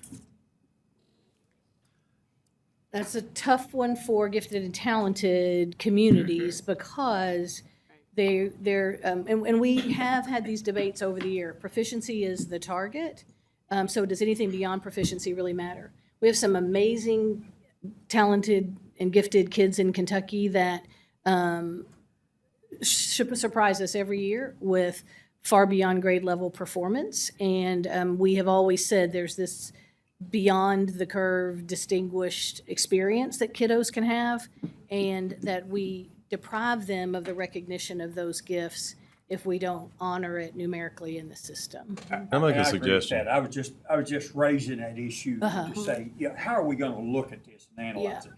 Well, you have to You're recognize analyzing pockets. sacred cows for us, so I think it's an important Yeah, conversation. you've got to recognize pockets of excellence. If you Uh-huh. don't, Oh, yeah. Yeah. you'll never push. Well, and to any your kid up. resources question, if why offer gifted and talented services if it makes no difference? That's not a logical question to ask, but some people might argue that it disincentivizes supporting the highest achieving students. So, and Dr. Pate. Yes, ma'am. I mean, to me, just now stepping back for a minute, we've had a lot of input on this. I think we've had some good discussion. Mm-hmm. We could go on another 3 hours and probably not answer every question. You're right. Do you have to We've go got back? a chance. Well, we've got a chance to take something really well vetted. I think we've added something to it. Yeah. Let's put it in practice, and we'll learn a lot more lessons, I think, by doing and getting feedback than by trying to speculate at this point. I think Well, I it'd be interesting appreciate- too to see, I'm sorry. Please. And of course, this goes back through our advisory councils. Right. So once we make changes based on the input, and again, some of this input we've heard from other advisory councils. Yep. So again, at the end of the day, this board will approve or disapprove, they'll make the final call on this. So we want to make sure that we're capturing exactly the direction from this board that we want to go. And I really appreciate the pragmatism of your comment, Justin, but one of the things we have to remember is that once it has been through all of the feedback processes, we don't want to change this any more than we have to. There's nothing more maddening in the field than for us to tweak it. No, I think we got to be at the point of And moving tweaking and not target. changing, yeah. Okay, Yeah. good. So still in the feedback process, still at first reading. Okay. And we've not discussed any kind of appeals process. You were talking about some of the things about, the highest performing school in the state may not be, well, maybe there's something they can appeal to say something.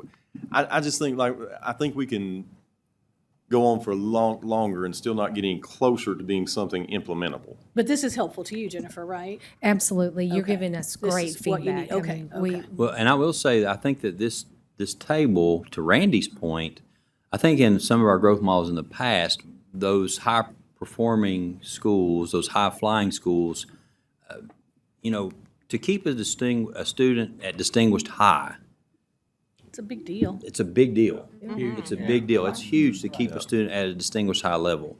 And I think that rewards, if you will, a high-flying school. We've got 15% of our students distinguished high. I've been thrilled with that as a superintendent. All Absolutely right. thrilled with that, at distinguished high. So if you keep them there, you still get the 25-point bonus. But on the other hand, if you move a student from novice high to novice low, you're going to still get that expected growth. So I get that. So I think we're kind of taking care of those high flyers, but also those schools that it is a feat to move a student from novice high to apprentice low. It's a feat. Yes. It's a heavy lift, and I think that this chart is acknowledging and rewarding that, if you will. So those are the input that we have. That's great input. Good input. Dr. McKinney. I like your pre-SAC formula better than that when you include the SAC comments. That's just me. You don't like the 110? No, I think it's just confusing. Okay. I mean, we're having trouble dealing with 25 and 50s. You're going to introduce another gradient in there. Well, what does that mean?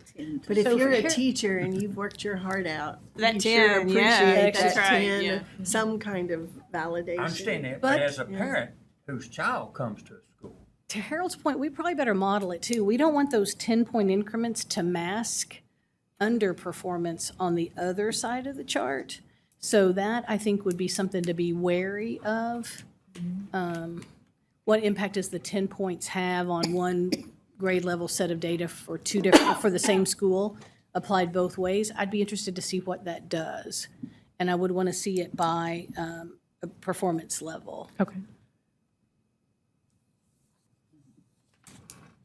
Okay, thank you very much. Are we ready to move on to the? That was our first big question That's to the first answer, big right? question. Okay, okay. Mhm. So the second big question is about the overall accountability weights. Now, we have, again, values. In this table shows the values of the board that approved these numbers.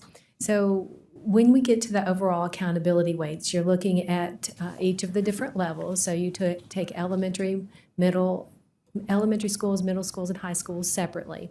And there are indicators that we currently have are on this chart. You can see the reading and math, state assessment results, science, social studies, and writing, English learner progress. You'll see that climate and safety survey was at the lowest level of 4 percentage points.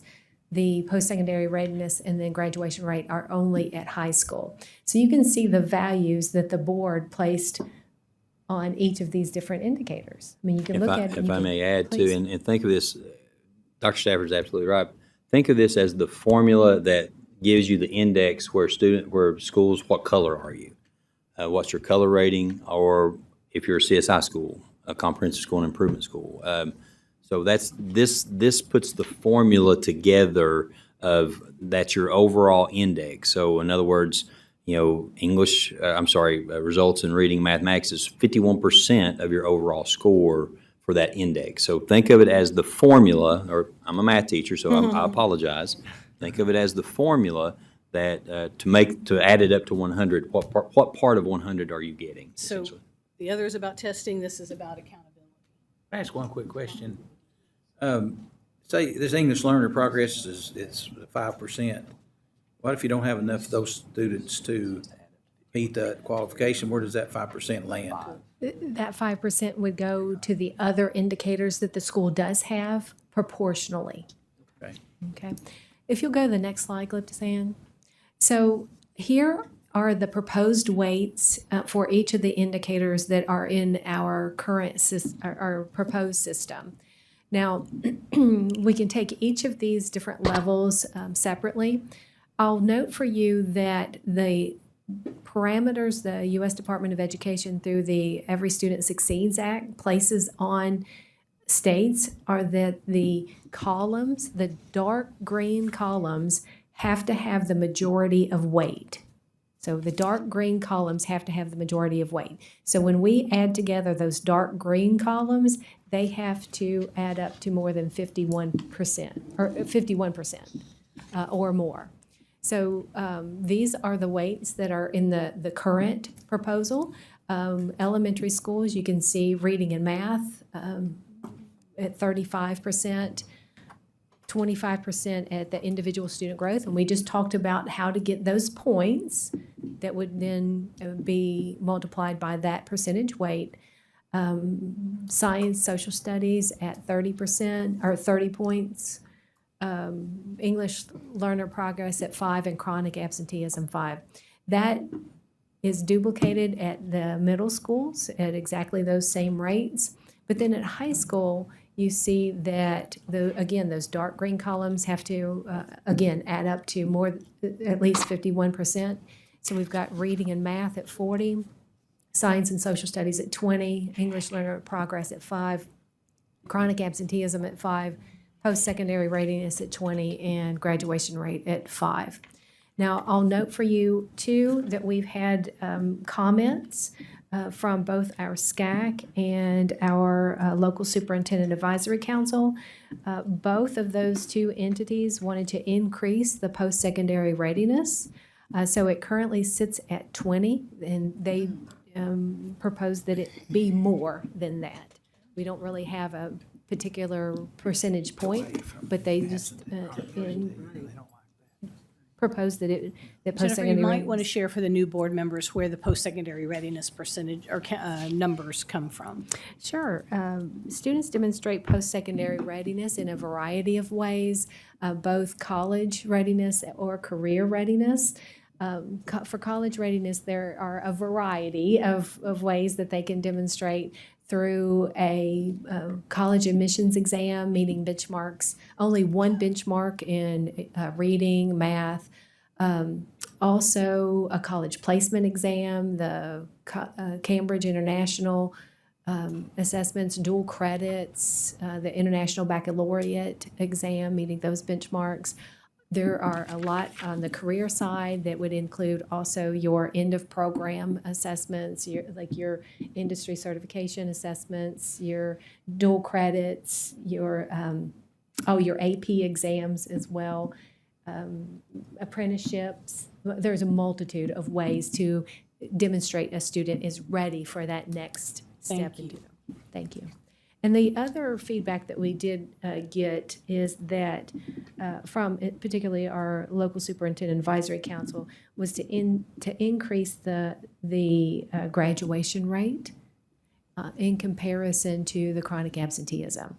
So the point was that there's a lot that goes into a student earning their high school diploma and their parents and their students getting them to that graduation, whereas chronic absenteeism is reflection of their attendance. So, Is there a minimum number for any of the categories besides that combination? So that's a really good question. What we've seen, the lowest, we've done a good bit of research around the chronic absenteeism. The lowest that we've seen is 5%, and across the 36 states that use it, it is a variety between about 5 and 15%. 5 and 15. 15. Do they all use the excused and unexcused absenteeism for that, to base those chronic absenteeism on? Because I think that's a problem with our superintendents, is that, if you can be excused or unexcused, doesn't matter, you're still chronically absent. That's correct. And as Jenny mentioned early in her comments, that the federal calculation is approved, and that's a lot of states then use that calculation. So that's the reason we're proposing to use the federal calculation of because the statute says time. And in Kentucky, we have two different calculations. One uses minutes, the federal uses the days, and we're proposing using the days because it's a little bit more supportive. I may be misremembering, but didn't 257 include chronic absenteeism at least 5%? Or was that just part of the discussion? I don't recall. I believe that was for the targeted measures of quality that are currently going to just be reported, but then in 2030, I think it says to include them at least 5%. Algebra or eighth grade credit earning. Yes, Thank ma'am. you. Now, there was also too from LSAC, comments about increasing post-secondary readiness percentage. So some of the comments that we had was, again, to echo what Dr. Stafford and Ms. Larkin said, that the graduation rate compared to chronic absenteeism, our superintendents felt like that should be larger, but also too, how do you increase post-secondary readiness? But also keep in mind under high schools, the 45 under state assessment reading and mathematics, the 5 under English language learner, and the 5 under graduation rate has to add up to at least 51%, because it has to be a majority of the score. Sorry, go ahead. Dr. Poe, did you have a question? Yeah, well, or a statement, I guess. I mean, ultimately, our goal is to get students where they are post-secondary ready for workforce development. So it has to be a higher total. And Robbie, I know where you just brought up our limitations there, but whatever points that we can scrape away from another category, I mean, if our ultimate goal from K-12 is post-secondary readiness, and as Dr. Thompson will always say, that post-secondary readiness is getting them ready for the workforce also. So we've got to count our ATCs and these other places in that post-secondary readiness to be the highest we possibly can get as serving that 51%, as the commissioner just said. But if we don't, then it's kind of like, once again, what is the value of high school? If a child can read or write, but they can't get a job, then that's not great. if they can read and write, and we get them a job, that is fantastic. So we've got to really look at that post-secondary. So I'm sure you played around with a lot of that, but even if those were 40, 25, 5, 24, and 6, we get to 51, increase post-secondary readiness, make the reading and math a little bit closer to elementary and middle. Dr. But, Young, would we're you also tinkering a lot here too, so just as another model possibility. Would you repeat that? You Sure. said that a little fast for me. 40, 20. That's, I've got, there's a non-applicable still in the middle. Right. So 40 NA, 25, 5, 24, and 6. I believe that gets us to 51, where we need to be at 51. Increases post-secondary readiness. That, I took it out of Yeah, well, that right big now we're at 45 number 55. on reading and math. So we've got room to drop anyway. We're at 55 currently. You got 4% Yeah. you could move somewhere. So this That's makes it 51, or yeah, gets us to 51. So give that again, Lou. 40 for reading and math. Okay. 45 does seem high to me compared to the 35 and the 35 at elementary and middle. So it brings it a little closer in line. 20, science and social studies. Keep 5 as it is. Chronic absenteeism also at 5. And then add to post-secondary readiness at 25. And in order to make it 24, excuse me. There And you then in go. order to make it 51%, 6 on graduation. And I know the numbers are not nice 5s, but, you know, statistically, a machine's doing the math, so that shouldn't be problematic.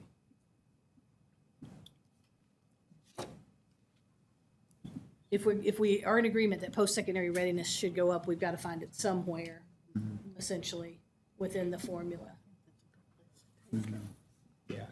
I wouldn't be opposed to even scraping another point from chronic absenteeism and put it on post-secondary readiness to get it to 25, but I know that's 1%, but So, I mean, my consternation about chronic absenteeism is that schools and districts are already penalized for Yes. chronic absenteeism in the funding formula. So they're taking a financial hit, and I don't know a single high school principal, and I work with dozens of them, who's not doing everything she can every single day to improve attendance. So, Correct. so if it were possible for that to be 4 and post-secondary readiness to be 25 and graduation rate to be 6, that feels like an appropriate balance from my high school perspective. But I agree with some of the other earlier comments. To me, reducing chronic absenteeism shouldn't be the same points as increasing graduation rate. You know, that's, I mean, that, It's gonna take care of itself. Right, right? Yeah, Yes. Exactly, right. Good. It's pretty good. Yes, Stephanie? I have a question about the chronic absenteeism. Being new to the board, and I just kind of started digging into this. With CTSOs, we are taking those students' places. Those are excused, but they are They're field not trips. absences. So They're not They are not absences. absences. They're not Okay, so absences at field all. trips are going to Not be okay. absences, So like right. Trace being here, Not an absence. okay. Not an I just wanted to clarify. He's working hard. Listen, I just wanted to clarify that was not going to end up being an issue because CTSO season, those kids are gone a lot because they join all of us, but it's very crucial for them to be there. So I just wanted to clarify. Common sense said that was fine, but I'm just going, this is a total tangent, but something that you'll be very appreciative of. One of our superintendents, they had some complaints from teachers that students were missing for their CTSO organizations. And so she pulled out their scores, and the students that were participating in CTSO organizations and were going on field trips were scoring at higher levels than their peers. Sure, yep. yeah. Because they're active outside of the other. So again, I just think that it's, Thank you. you know, it's such a, Good point. it's part of what we're doing at Portrait of the Learner. We want students to have those type of experiences. And it's a So, big part of that post-secondary readiness. I know I took us off target, so I apologize, but I thought you'd be happy to hear that. I thought it would. So Thank you. what we're hearing is 40, 20, 5, 4, 25, and 6. And I will say the ratio of 6-4 was something that was mentioned in LSAC. Oh, okay. That 6-4 ratio, and those two was mentioned. They actually pushed 7-3. But with that being said, I think that, before, if we looked at our survey on school culture and climate, it was 4. Okay. Before. It was 4 before. That's right. On the graduation rate, remember we talked earlier about the new law around high school diploma. Does the graduation rate calculation at the federal level change any at all under the new model? It does not. It does not, okay, okay. Yes, Jennifer? So just a couple points on that chronic absenteeism and changing the high school only. Because it could, that was a comment that we got from the local superintendent advisory council. If we change it for high school, we should look at changing it for the other levels as well. And I'll note for you that our elementary and middle schools may think that's a little bit inequitable. If we do 5 at elementary and middle school for chronic absenteeism and then 4 at high schools, they may see that as a little bit unfair. Well, especially since chronic absenteeism is far more an issue at high school than it is at elementary and middle. So that would put us back to 5 and 5. So if we were to take that 1 point, where would we put it on the other? right. Where would we put it back in reading and mathematics? Would we put it in growth, or would we put it in social studies, science, English language learners? So that's a good point. Thank you for bringing that up, Dr. Go back to 5 and 5, chronic absenteeism. Oh, or and go back to graduation 5 and rate, 5. yeah. You could do that too. How do you really feel about it, Dr. Robinson? I think, She threw a wrench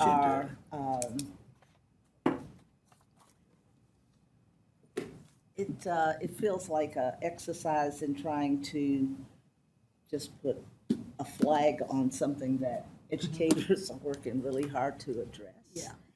When in fact, chronic absenteeism results from factors so far beyond what they can really control. So having said that, I really like the distinction between chronic absenteeism and noting the end game, graduation. Graduation doesn't happen at elementary and middle school. So it's, we're finding a way to acknowledge both factors, one that is mandated and the one that is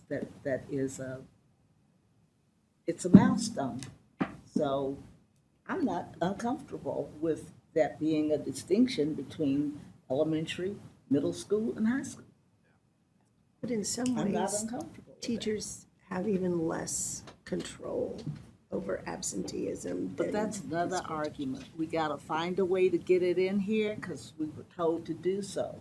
And I think, I think Felicia has mentioned, we're gonna have to kind of let the community know this issue of kids not being in school is, it's all our problem.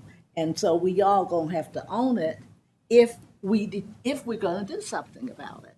So maybe this is just forcing us to have to speak the truth on something that we've been asked to do that we cannot do.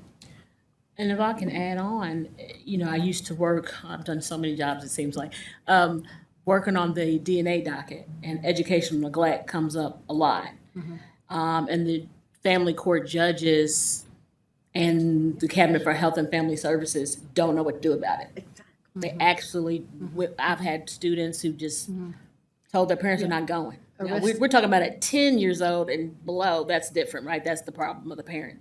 But when you get to the point where the kid can leave the building out the back and go to the TARC stop, the bus stop, that's something that all the adults are having problems trying to figure out how do you do that, because they don't want to take them out of the home because that doesn't really make sense. It makes neglect worse, right? Right, it makes it worse. So it's a really huge problem that is at every level as people are trying to figure that out. So as a possible way for us to move forward, I think I just heard the board say we'd like to see chronic absenteeism is 4 across the board. And we'll let you guys bring back a recommendation where to stick that other point. I mean, 36, doing the math on 36 or 26 is really simple. You're multiplying by an index of 0.35 or 0.36. So the maths before we try to do it. So unless anybody feels strongly about where you'd like to put that elementary and middle school Spoken point. like a true former math teacher there. Larry. That's right. Okay. Okay. So Great. I think that we've got. So as we mentioned, the next step will be for Jenny and I to take the reg, update the reg. We'll take it back in front of the local superintendent advisory council on July 20, in September. We'll go to the local superintendent advisory council on the 29th. We'll go to school curriculum assessment and accountability on September 15th. We've got next week or the following week, we've got KTAC, our Kentucky Technical Advisory Council. We'll take it to them. And then we'll be back here in October to have a final read with you all. Thank you all so much for the good direction and the great discussion today. Thank you. You are a Thank you. patient woman. Thank you so much. All right. Thank you, Jennifer. And thank you for pointing out that, that we as the board did not come up with that chronic absenteeism at the beginning. Look, not our idea. No, I think the board's conversation today helps us operationalize around the expectation, the intent of the legislation, and how we can make it work in the best interest of schools. So really appreciate all of your input on that. The next item on our agenda, mine looks a little bit like soup now, so, is the amendment to 702 KAR 6:090 about minimum nutritional standards. And with us today is our favorite, Matt Ross, and his policy advisor, Lindsay Swartz. So we're going to get them to school every day, and we're going to feed them. Right. I'm not sure how we follow that. Right? How we follow that one. That's pretty heady stuff. So try to keep it pretty simple. So we're bringing to you a proposed amendment to a regulation. This regulation covers food sold in schools outside of your school breakfast and your school lunch programs, right? So competitive foods that are sold in competition with those programs. Prior to this amendment, foods were supposed to be sold 30 minutes after the last lunch bell. House Bill 555 introduced the concept of student-based enterprises. Some districts operate these student-based enterprises, which are part of a course, and they might have a canteen or store type thing. Or a coffee cart. So this would allow the sale of food throughout the day as part of those programs. Now, the food still must be compliant, as with all snacks, competitive food snacks must be compliant with the federal requirements around smart snacks.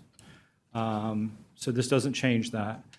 This just sort of conforms our regulation to the statute. And then the second thing it does is it also conforms to another change, Senate Bill 68 from 2025, which took out repealed a nutrition report that districts had to do. So this conforms our regulation to that repeal of that statute. So that's no longer a requirement on districts. And that was really just duplicative of some federal reporting anyway. So districts still do it, but they report it to the feds. It was just a duplicative report, so. Happy to take any questions.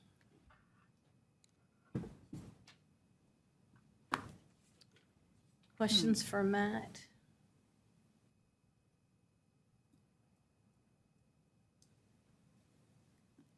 And Todd, this one doesn't have the physical activity in it.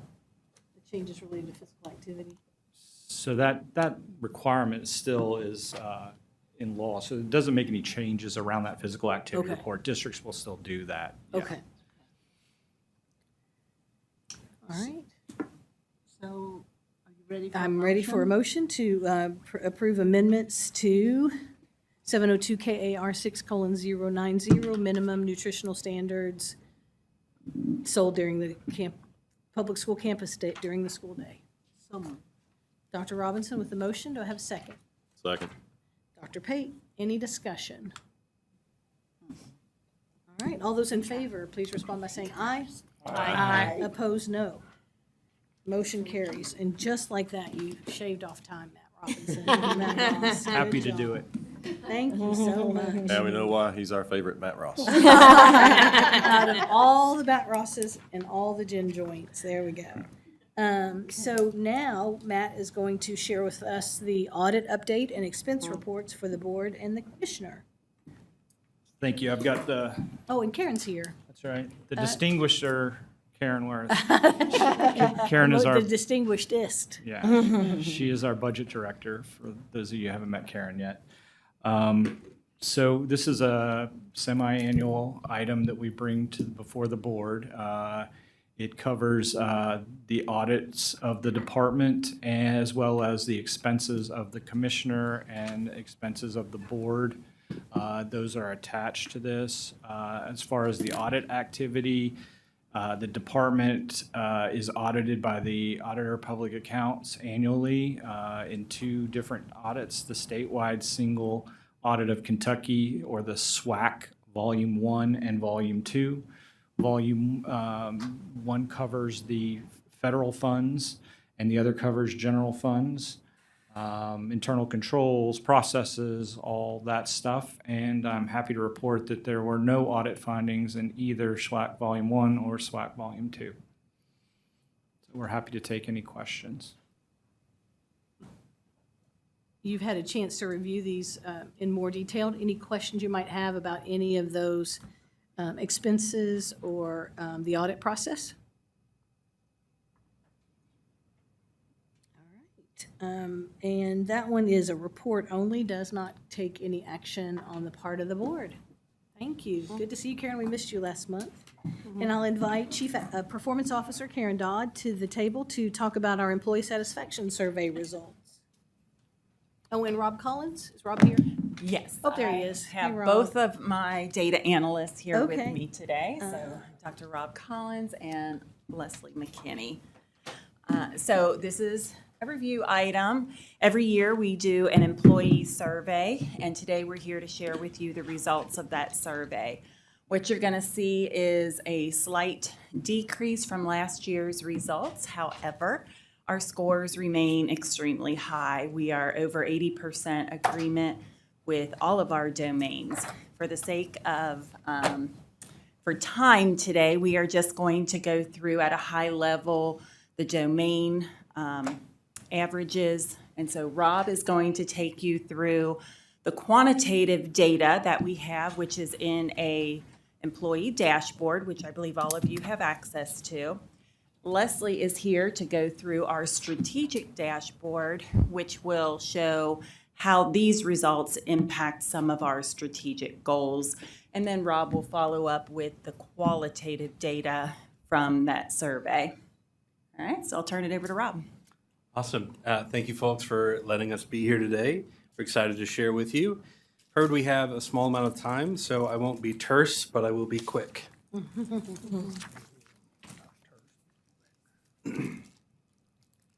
Okay, so just a quick note about the employee survey. We conduct this survey every year with our Frankfurt-based employees, and it's intended to give feedback on KDE's operations, leadership, things like that. This survey was deployed in the month of June, so from June 1st to June 30th. The survey captures respondent office and division, and then it asks perspectives across 5 domains. Those domains are leadership, communication, skills and expertise, culture and climate, and operations. And what happens is each respondent is given a positively framed statement. So for example, KDE communicates effectively, and they indicate their agreement with that statement, from strongly disagree to strongly agree. We also include open-ended questions with each domain. So after each domain, they're asked to give further comment. And at the end of the survey, there's a general comment as well. So a quick snapshot of the survey. As I mentioned, it was open for 30 days in the month of June. We received 345 valid responses this year, and that was with 40 survey items across those 5 domains, and again, that's 6 open-ended comment opportunities.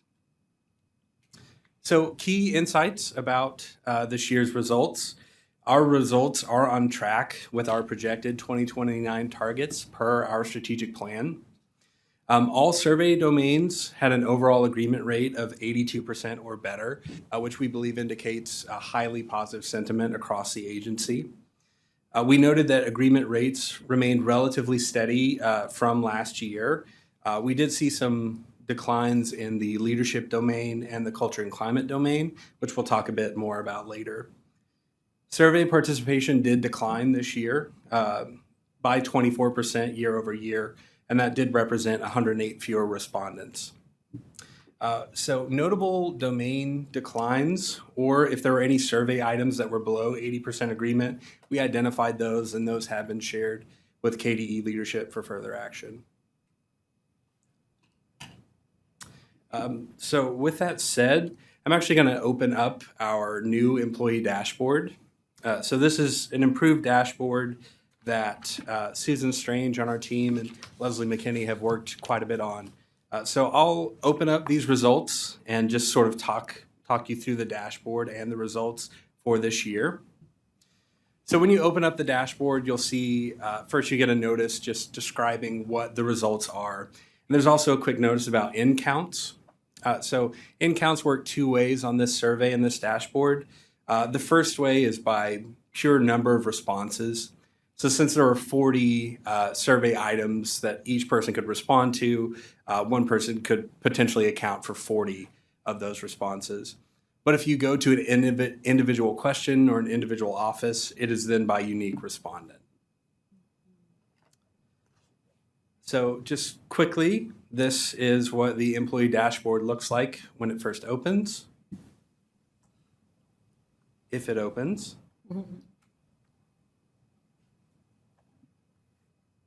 Forgive me, folks. Okay, so you'll note when we first open the dashboard, there's a general pane showing you the overall results for this year. You'll notice there are tabs at the top that show overall, and then those 5 domains from communication onward, and then recent updates. There are 2 views that you can toggle between across the entire dashboard. The first is this results view that shows you those results from strongly disagree to strongly agree across those 5 domains.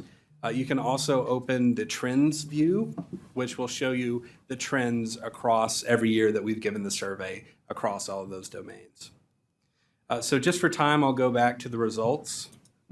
You'll notice on the left there, we have the count of unique respondents by office. That will let you know how many employees per office responded to this survey. A quick note about that, we have some offices that had fewer than 10 respondents. So just know that some offices have more sensitive, the responses are more sensitive given that it's under 10. Also note that you can click on a particular domain. So we'll click on communication really quickly. And the domain view will show you the agreement across all of the offices. And then the overall at the bottom. You can also toggle by year, and you can toggle by individual question as well. So that's there for you if you want to investigate the results further. So just really quickly, I'll go over the general results. We noticed in the communication domain, we had 89% agreement in that domain. It had 6 items. Our culture and climate domain, we had 85% agreement. We did have a few items in that domain that were under the 80%, and those were bosses encouraged me to develop my job skills so I can advance my career. That was at 75%. KDE encourages new ideas or innovation. That was at 77%. And I am recognized for my work. That was at 78%. We'll look at leadership. That was at 82% agreement. This was our lowest scoring domain this year. Of those, the items below 80% were leadership seeks feedback from employees on a regular basis at 74%. I feel comfortable raising issues and concerns to leadership. That was at 74%. I receive information that helps me determine whether my team is making progress on our agency's part of the strategic plan. That was at 75%. And leadership consistently supports employees. That was at almost, actually would have rounded up to 80%. Operations were at 87% agreement. And then skills and expertise, which was our highest domain, was at 94% agreement. So as we've mentioned, this is available to you, this dashboard, and you can examine those results as you'd like.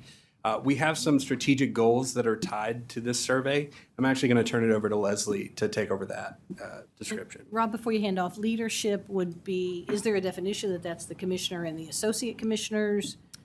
So the survey asks about leadership broadly. Any leader in your division, office, Okay, so that so might anyone even you perceive to include be your division leader. directors. Okay. Yes. And also a good note, communication specifically notes that it's not the division of communications, it's communication practices across the agency. Okay. Yes. So I'll turn it over for you, Leslie. Good afternoon. To kind of piggyback on what Karen shared with you, we have several of our strategic plan and goals and objectives in that strategic plan that are tied to various metrics that we do throughout the year. So rather than wait till the end of the year and update you on all of those, we really want to share with you in a timely way when those metrics apply to a specific goal or objective that lies in the strategic plan. And this was a great opportunity given several of our goals and objectives are tied to the employee data that Rob just shared with you, as well as the pulse survey that we give in terms of an email signature line throughout the year. So I want to talk just for a second before we jump into the dashboard as a reminder of that pulse survey.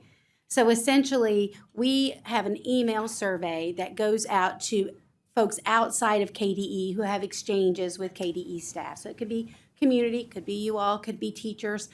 Essentially just asking them about how they feel about the service they received and the professionalism of our staff. It's 2 questions, it's optional. And so anytime there's an exchange, there's an opportunity for that survey.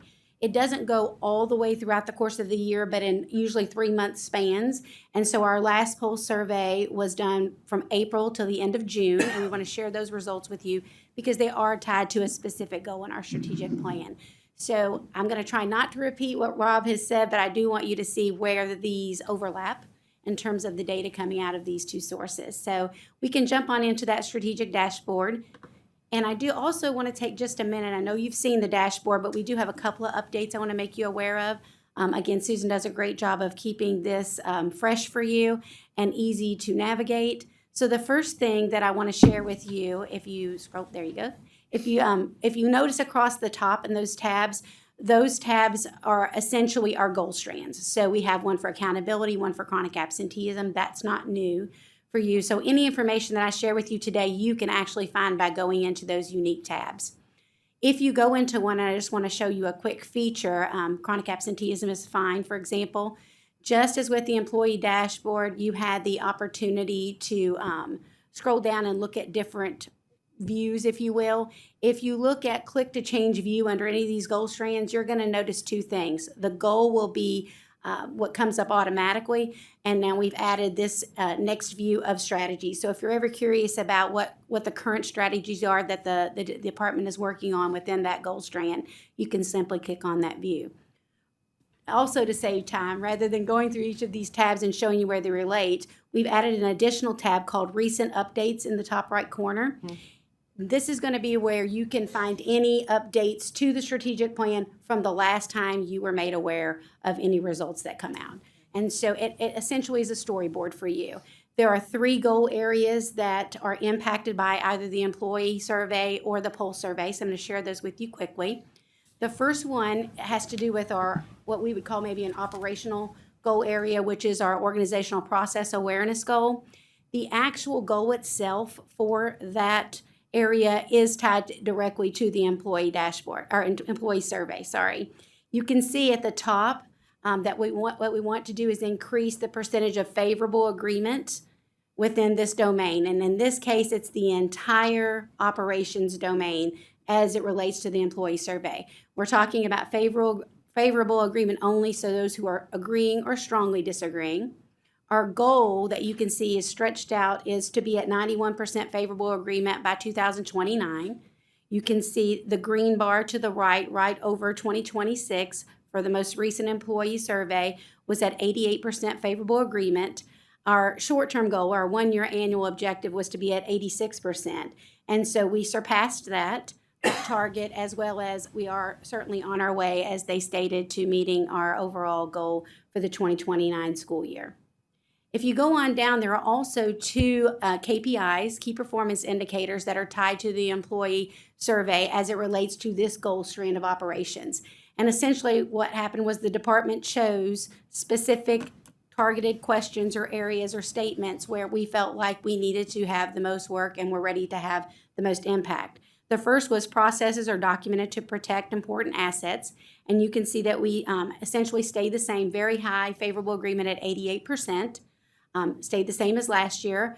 And then when you look at the second KPI, right to the right of that, KDE regularly reviews and improves its processes, you can see a real significant increase there from 79% to 83%. Now, I say significant, not necessarily from a statistician standpoint, but from the fact that we really look at anything above 80% as showing widely accepted that these are favorable among the staff. And so good news in the organizational process awareness goal strand. If we can, at the top, you'll notice a little arrow that lets you move to the second story. And the second story has to do with the leadership. I'm sorry, mine looks different, sorry. With the leadership goal area.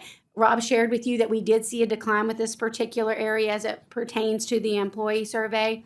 We had two KPIs, not the goal itself, but two KPIs directly related to the leadership goal strand. The first one being the overall leadership domain. That includes all the questions, all the offices. And we did see a decline from 87% to 82% in that particular area. You can see that trend data there.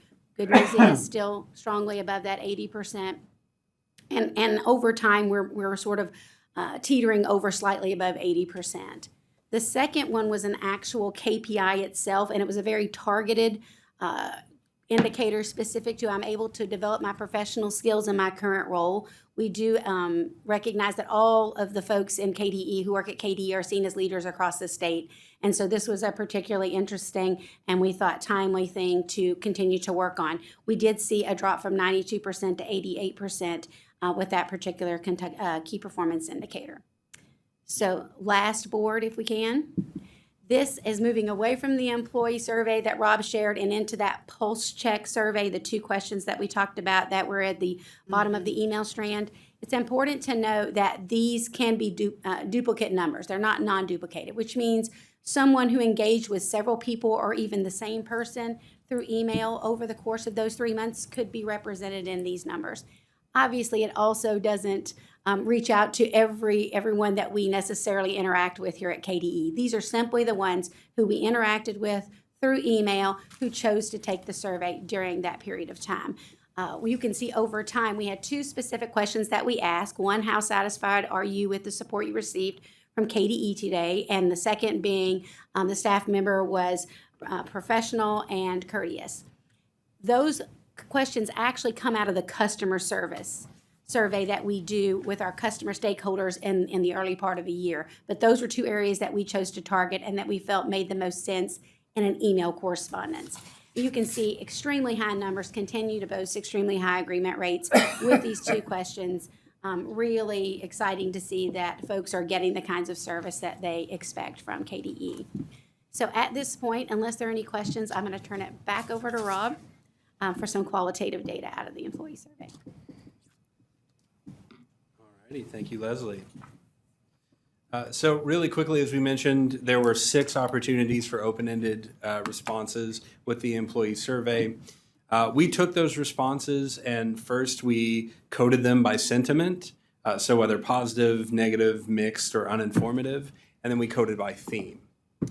We received 469 responses, and we classified 158 of those as uninformative. These were responses that said NA, no change, that sort of thing. So after that was done, we had 311 comments that were substantive and included in our analysis. Quick note about themes. In order to be considered a theme for the purposes of our reporting, it had to account for at least 15% of responses. So our first theme, from that part of the survey, we found 4 themes. They are positive leadership and supervisor support, positive agency culture, process, documentation, and operational challenges, and lastly, leadership challenges. So I'll share a bit more about those individually. First, a large theme was positive leadership and supervisor support. So we saw in the survey that employees consistently describe their direct supervisors as supportive, trustworthy, and empowering. Over half of all the substantive leadership comments praised a specific leader or team by name. So this shows us that staff feel trusted to do their jobs, and they describe leadership as approachable and communicative, and several individual leaders are named for strong values-based leadership. With that, though, there was a small subset that described leadership challenges. And these were descriptions of practices that were found as inconsistent or unsupportive and occasionally difficult to raise concerns about. Concerns centered on inconsistency in expectations, limited responsiveness to concerns that had been raised, and uneven treatment among staff. We noted that severity varies in those comments. So in a smaller number of cases, there were reports of more serious and sustained impacts on well-being.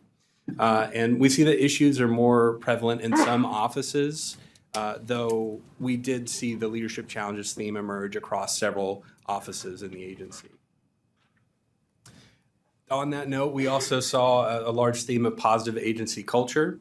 And many employees describe KDE as a genuinely good place to work with strong teamwork and strong colleagues. Comments like great place to work were pretty common. And lastly, another smaller theme was process, documentation, and operational challenges. And these were employees describing opportunities to streamline processes across KDE. And with that, I'll turn it over to Karen for next steps. So just to finish this out, we did share all of these results with our leadership team. We went through each single item and discussed any that were of concern to us. We also shared all of the results with our staff in one of our webcasts. So we have since sent a report to each of the associate commissioners. So within their offices, we were able to break down which of these pertain to them in their offices. So they have those reports. The commissioner has all of those reports, and the commissioner and I also look at every single one of the comments, and we have yet to sit down and actually talk about anything that is of concern within those comments, but that is something that we have on our to-do list to follow up on. And that's it. Thank you. All right, what questions might you have for Karen and her team? Great information. We appreciate the commitment to both employee satisfaction, working conditions, and customer services. All right. Yeah, Lou, I just Yes, want sir. to say to Karen, great job. You know, when we started this in the last 2 years, I mean, this is tremendous. Being able to go through this dashboard, and it's so transparent for the community. So fantastic job. Thank you, Randy. Excellent. Thank you, Dr. Poe. All right, friends, as we have no further business before this board, just a reminder, you'll be receiving a quick survey from Glyptis Ann about your availability the week of August 24th for a special call meeting. And one last heartfelt thank you to all 4 of our new board members. Has that already gone out? I thought maybe you'd already sent it. You're so radar-like. To our 4 new board members, it's just delightful to have you on the team, and your contributions are already of great value. On that note, I will ask for a motion to adjourn. I make that motion. All right. Wow, Steve. And do we have a Seconded. second? Yay. There we go. ST and JP. Our I'm just going to initiation is start complete. typing it in. There we go. And any discussion? Hearing none. All those in favor of adjournment, please respond by saying aye. Aye. Thank you all so much, and to all of our presenters today, thank you.